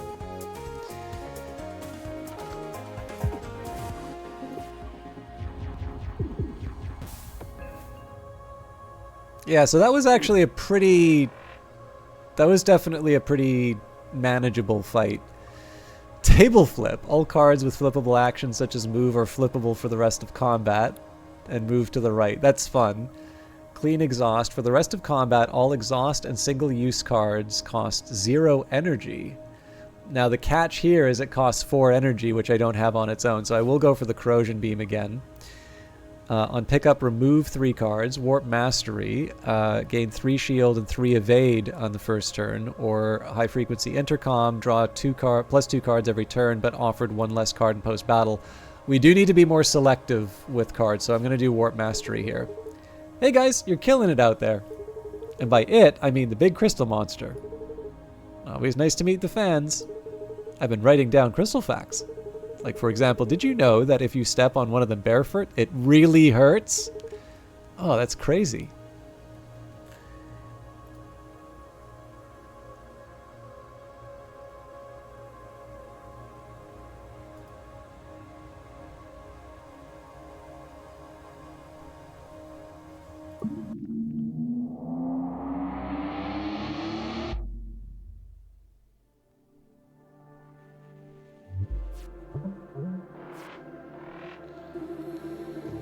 That artifact is doing my job for me. Guess I'll just relax. It'd be nice to avoid the damage, but it's maybe not so necessary.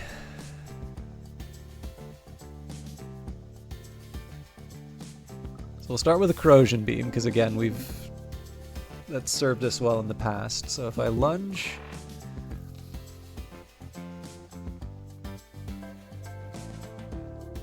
I can completely avoid the attack by moving to the right, or I can minimize it to... No, we should probably dodge it. Okay, I'm very tempted to go for the Acid Cannon. This is a tough one, right? Because I have, like... I take a big hit, but I gain the extra ticking damage on it. I think I'm going for it.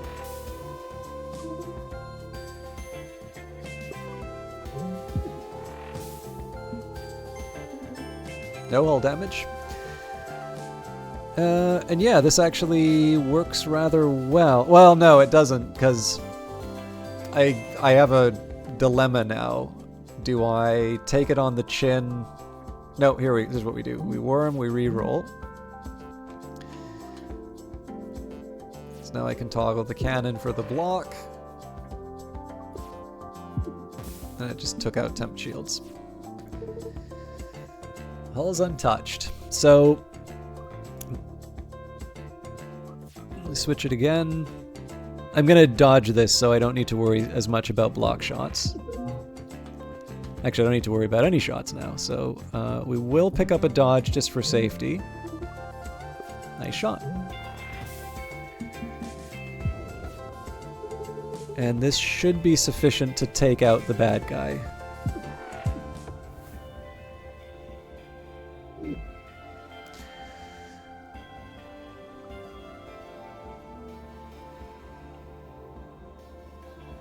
It's very hard to argue with the Wave Beam, but I think I'm going for the Multi-Blast.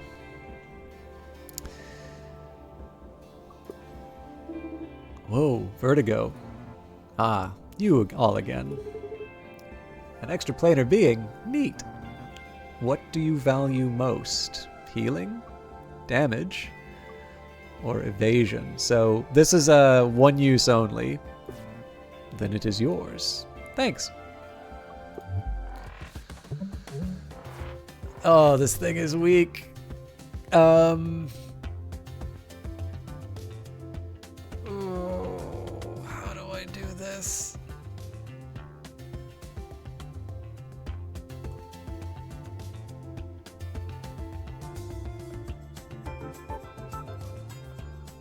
So if I Corrosion Beam, I just need to stall. Okay.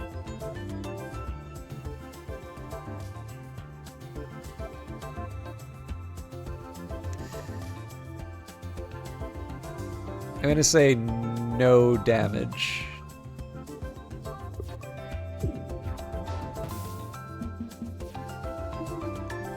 No damage, ha!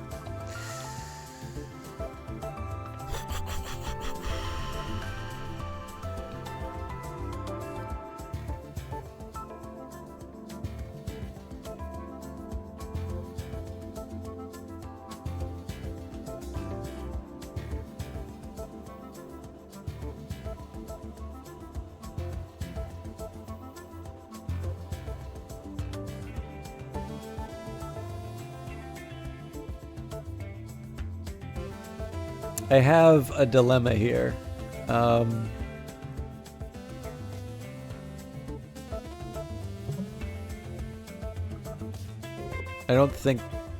think this could blow up in my face, but... Oh, nuts. Yeah, I would have done that differently. Alright.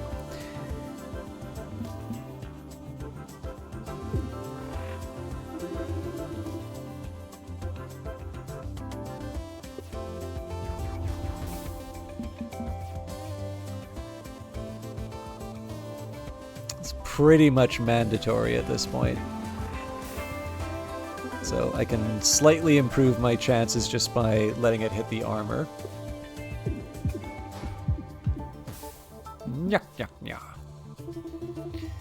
Wow. Why don't we armor all our ships? Okay.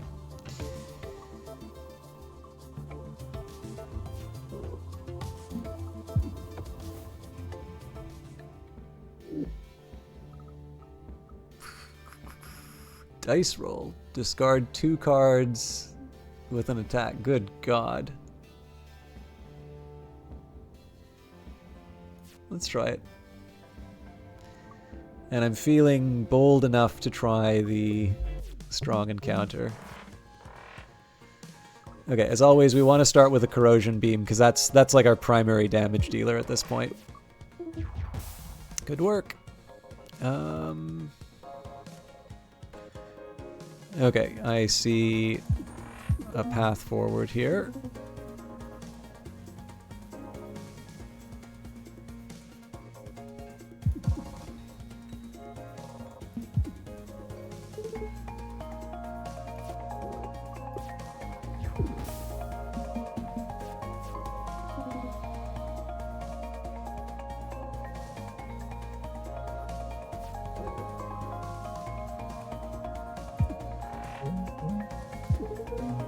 So now we just laugh at this thing, right, because of the temp shield?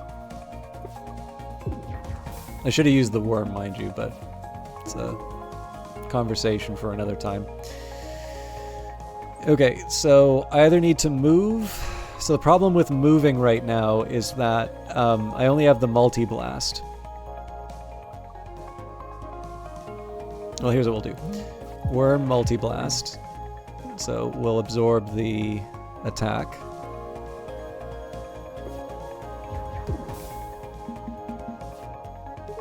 That's good for me. Corrosion Beam's the obvious candidate here.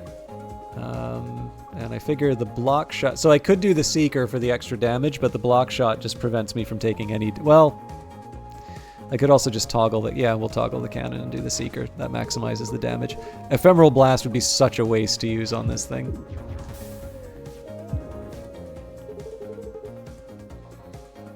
And the Acid Cannon should win. I'm kind of getting the hang of this one, but Lazy Barrage, oh my god.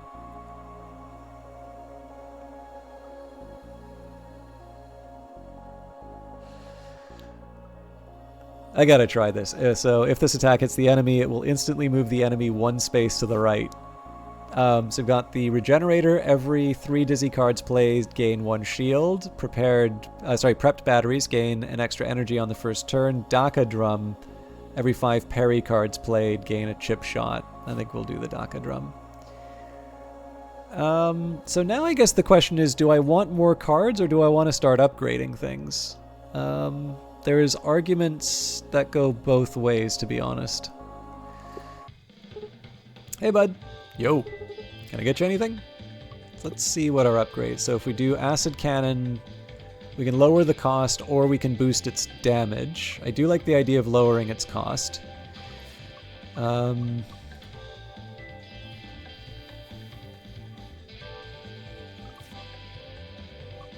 that is a powerful, powerful attack. We're going to do that one. Ooh.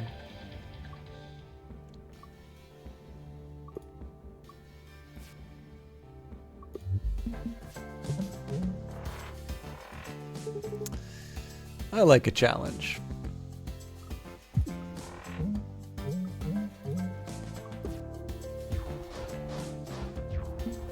well, nuts. That's a total of 6 damage. We can't just take that to the face.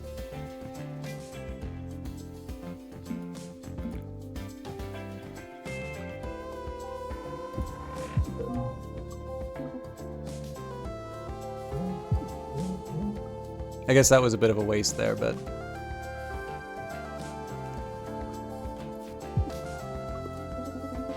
Clean hit. Good work, Max. So pretty much we always go for the acid cannon when we can.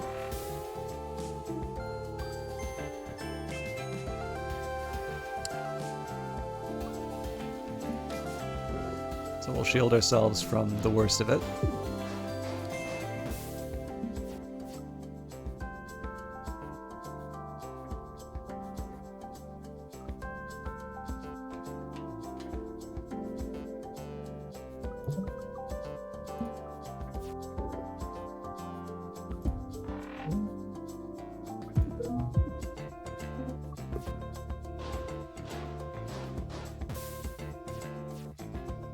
Yeah, so I mean, this has a certain logic to it at this point.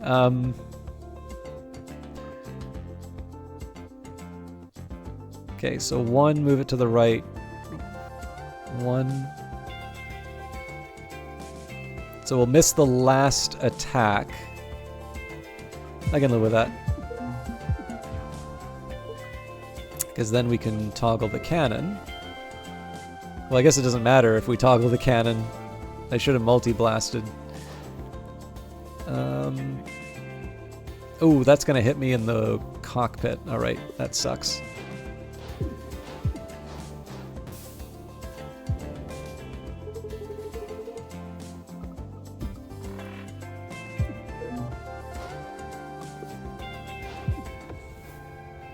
In the end, it doesn't really matter because we're going to recover.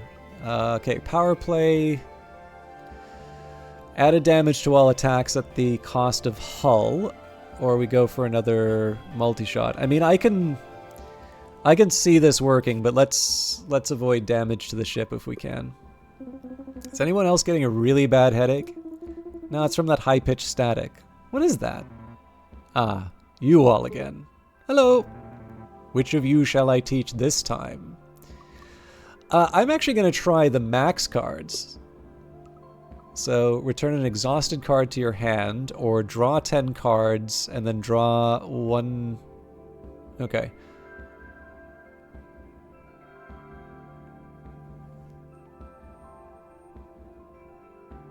Let's give this a shot. I know Kung Fu. You do not. Aw. Good afternoon. Is it? Can I get you anything? So let's see what happens if we... I guess I could have right-clicked to check the upgrade on that one, but... Oh, looks like there isn't an upgrade option on that. Okay.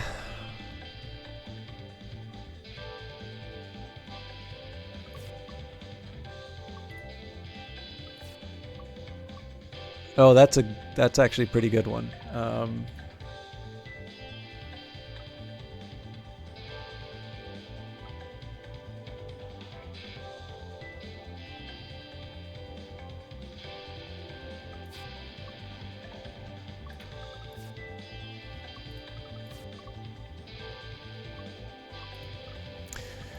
Honestly, there's something about buffing the corro... But yeah, man, 3 on a corrosion beam. But then again, if I take the whole turn and I'm able to do 2, yeah, I actually can see the logic in boosting that. Heck yeah. Alright, let's see how this goes. They're weak! Get them! They're weak in a spot that's not convenient for me, though. So we'll definitely start with the acid cannon.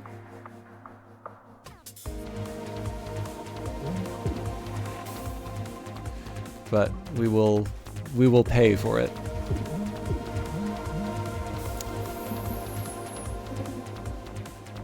This is definitely not a time for the ephemeral blast. Now, I can't remember exactly how the multi-shot works, so I'm going to try this one first and then multi-blast A, because I can't remember if multi-shot, the first one activates the stun, or if it's the card that activates the stun. Okay, so it is the individual shots.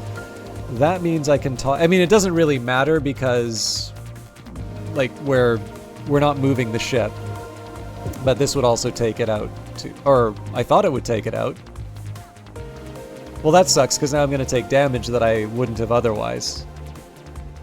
How do I feel about that? I'll dodge.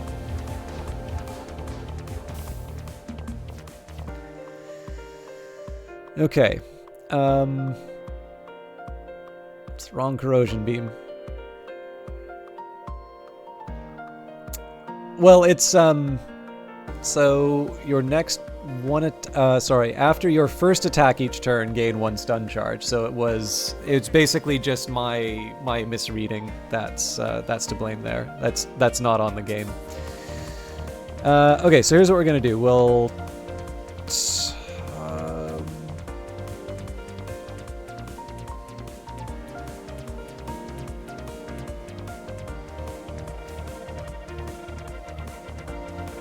I definitely want to corrode. So I'm going to take 2 damage off of that if I don't move. Oh yeah, I really put myself in the jackpot here. I'll take my lumps.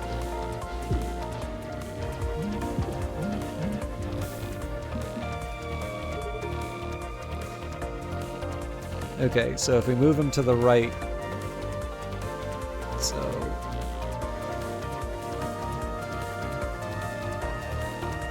I think we can go for it.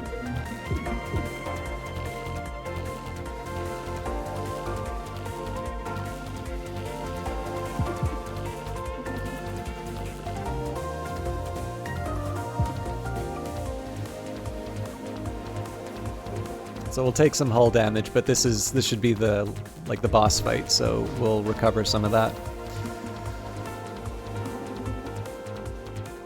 All right, is it time for max math? I think it is.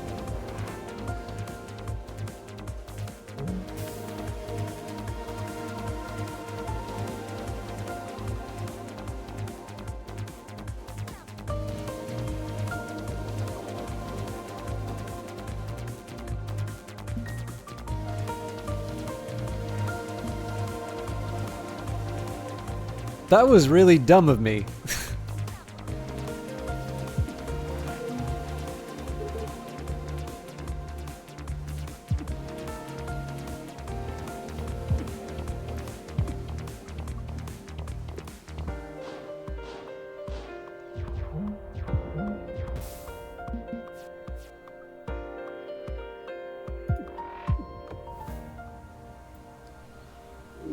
Anyways, we'll repair it, but still, dumb of me. A temp copy of my leftmost card is very tempting. Payback whenever the ship is hit, it immediately shoots 1 damage attack. Tempting, but like I don't want to get hit. So transdimensional cockpit, permanently replace your cockpit with empty scaffolding, lose half of your max hull on pickup. Glass cannon, gain an extra energy every turn. Your ship's cannons become weak at the start of combat. And shield burst, every time you gain any shield, gain a temp shield. I think I'll take the shields. Okay, let's see if we can bring this one home.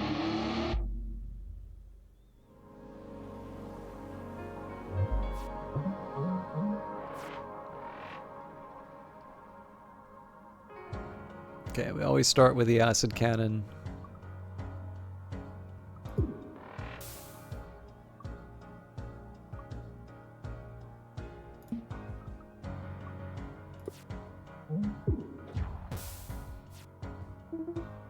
No damage. Ha! Okay, so I'm gonna miss one of the shots here, but let's do multi-shot first. There we go.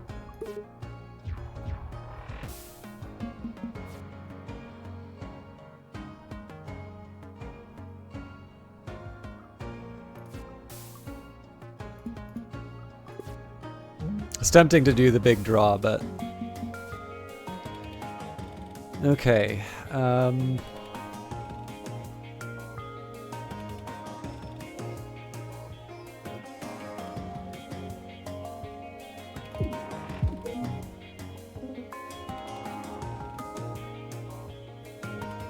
I think we'll stay the course and just put up as many put up as many shields as we can.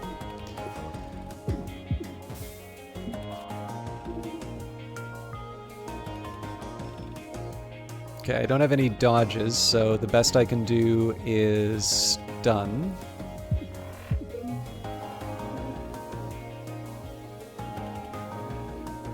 So then I have worm.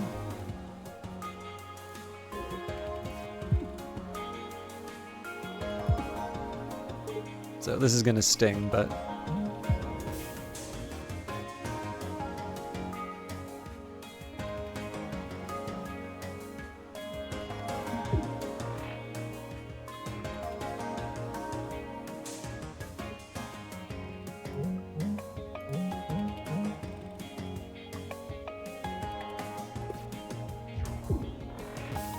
Basically, the temp shield is the reason why I did that. I do already have a multi-blast, but it's not a bad one to keep in hand. Yeah, I think I'll take the piercing charge. You never know.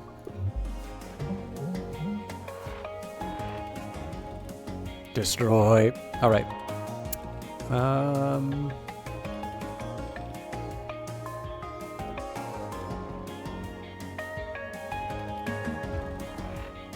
Well, that didn't help.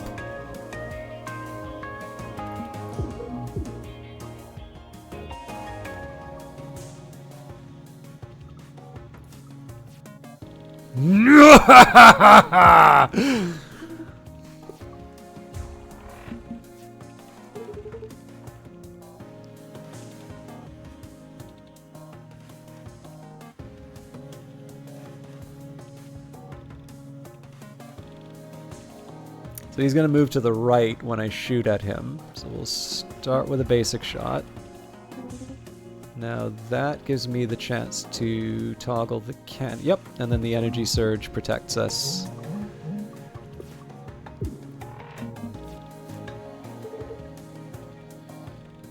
So I don't believe the corrosion beam is affected by this particular one.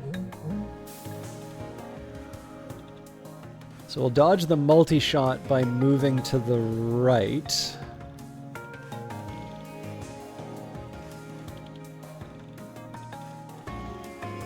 it's better for me just to move to the right.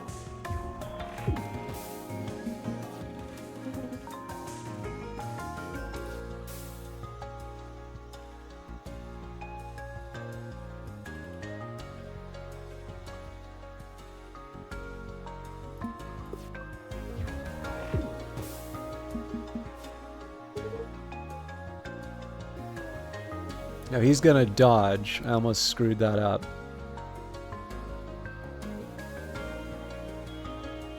So Seeker, reroll, and Worm, and then we just ignore the damage. No, then he... Okay, good. I am slightly tempted to try Overpower. Well, no, see, the problem with Overpower is that I don't have any energy left after. Boost capacitor is probably better here. Uh-oh. Uh-oh. Faulty jump point. We are way too close to a black hole. I would prefer not to be compressed into an infinitely small point today. If we don't jettison something right now, we are in serious trouble. Oh, man. These are all really good. We'll lose the block shot. We can pass the event horizon a little as a treat. That's not funny. Oh, hell.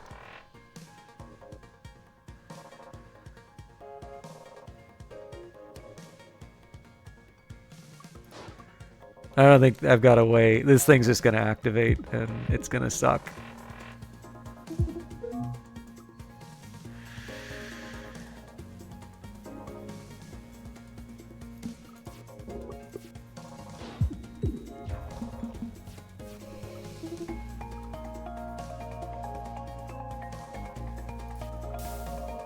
I would have liked to have boosted the capacitors, but that's just not happening. No hull damage. Okay. I can completely avoid damage by toggling the cannon here.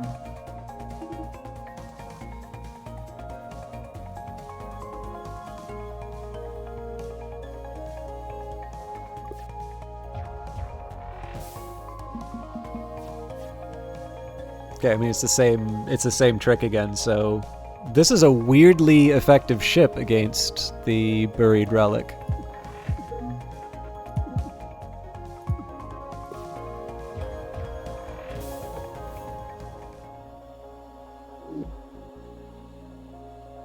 Shuffle shot.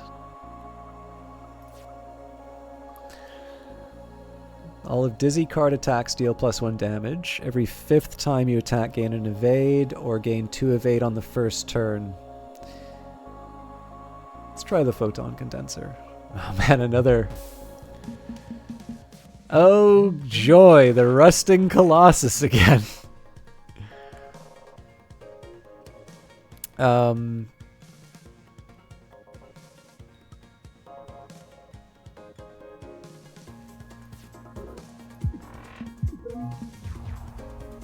Oh man, I did not think that one through.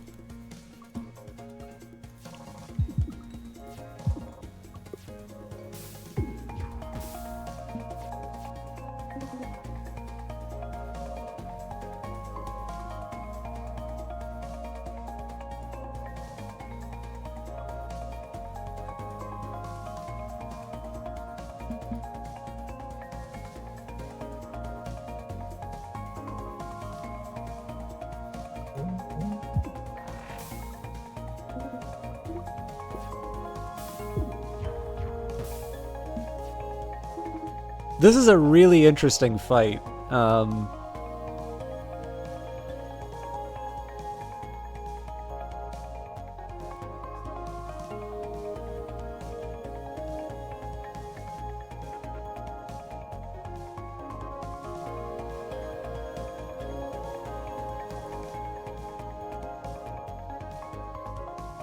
Okay, so I'll switch the cannon. So we start with deflection. So then I can stun this one out, and then I get to die roll. So we still take damage, but I've done as much as I can to mitigate it. Okay, that beam wave is going to be helpful. Let's go for... Oh, I can't do 3. Okay, well, a worm and multi-shot, because again, this stun.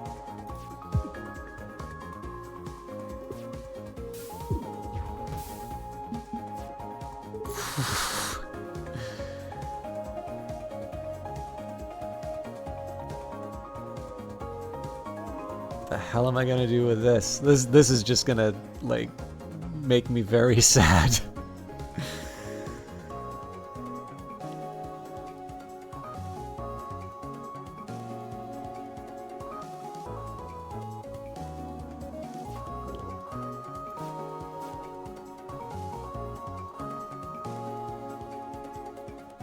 Oh, but see, I don't have...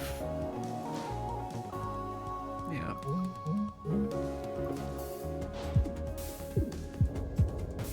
Ouch.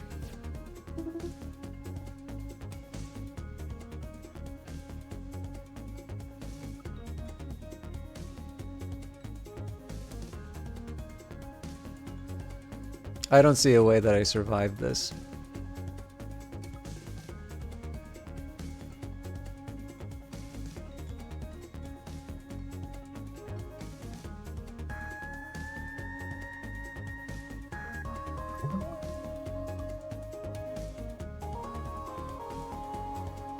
It's like I can move like this.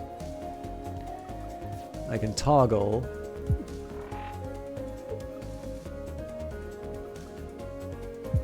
But I still take the 4 damage. So unless the thing takes its corrode at the start of the turn, which it doesn't, we get wiped out. Close. But that was a considerably better run with Max. Max is by far the most challenging for me to work with. And I don't, like, I get the impression that the the components should, like I get the feeling that you shouldn't be in a situation where you'd say like you never use Max with others. I think this is just a question of me getting comfortable. But I don't know, like I think this is a form of progress. Like essentially, one, we've been messing around with a new ship. But number two, I started off where I wasn't like able to get past the first fight. And we're at a point now where we were able to get fairly deep into a run with Max. And then in this case, I mean, like we didn't think Isaac was all that useful at the start, but then we found some ridiculous setups. And like clearly with Max, you have the potential to be able to create temporary duplicates of the really, really powerful card that's single use. So that sort of stuff is just, fantastic. But yeah, like you want to,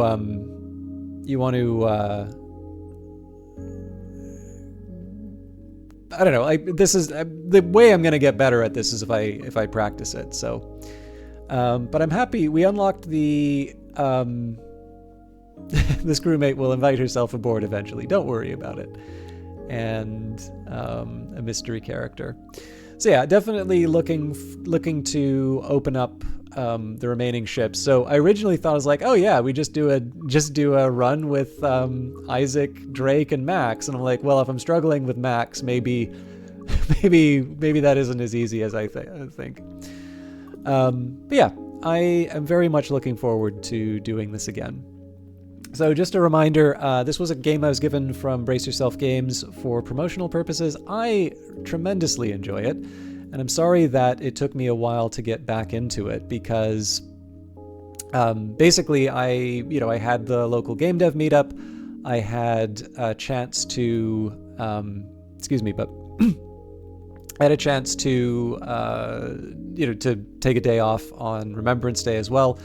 And I do think it's important to do that. Otherwise, I'm just going to sort of freak out and then I will be gone even longer from streaming. But I have noticed there's not that many people I know online right now.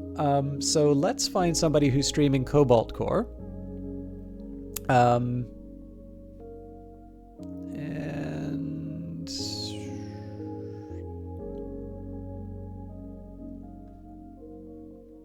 just take a quick second here.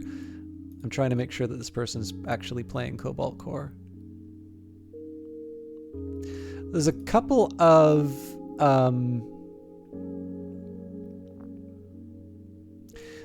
streamers coming on right now. So like the big thing is they have a couple of people they've got more people watching them right now. So generally kind of like to support people who are at the sort of smaller level of things, because that's definitely where I'm hanging out.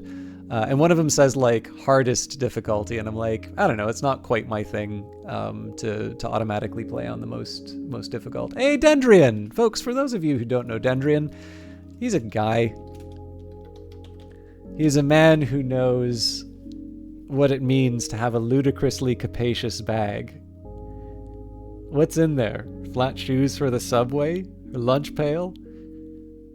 Greg, it's monstrous. It's gargantuan. You can slide it across the floor at the end of a bank job. No. Dendrian's a really wonderful streamer. This was actually the broadcaster who was co-casting with Sophia on my time at Sandrock. I am very, very happy that I got a chance to meet Dendrian through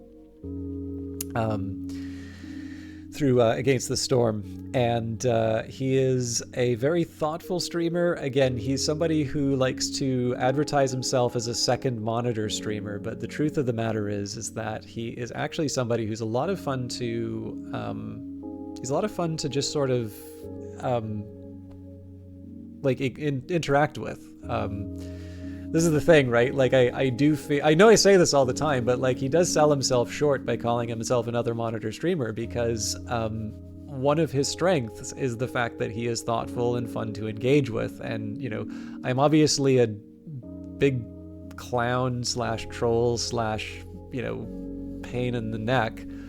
But he handles it well, and yeah, I don't know. I definitely like watching his stuff, and then he's a bit of a lurker, so I don't always get a chance to talk him up to all of you. But I did spend a lot of time talking about different streamers.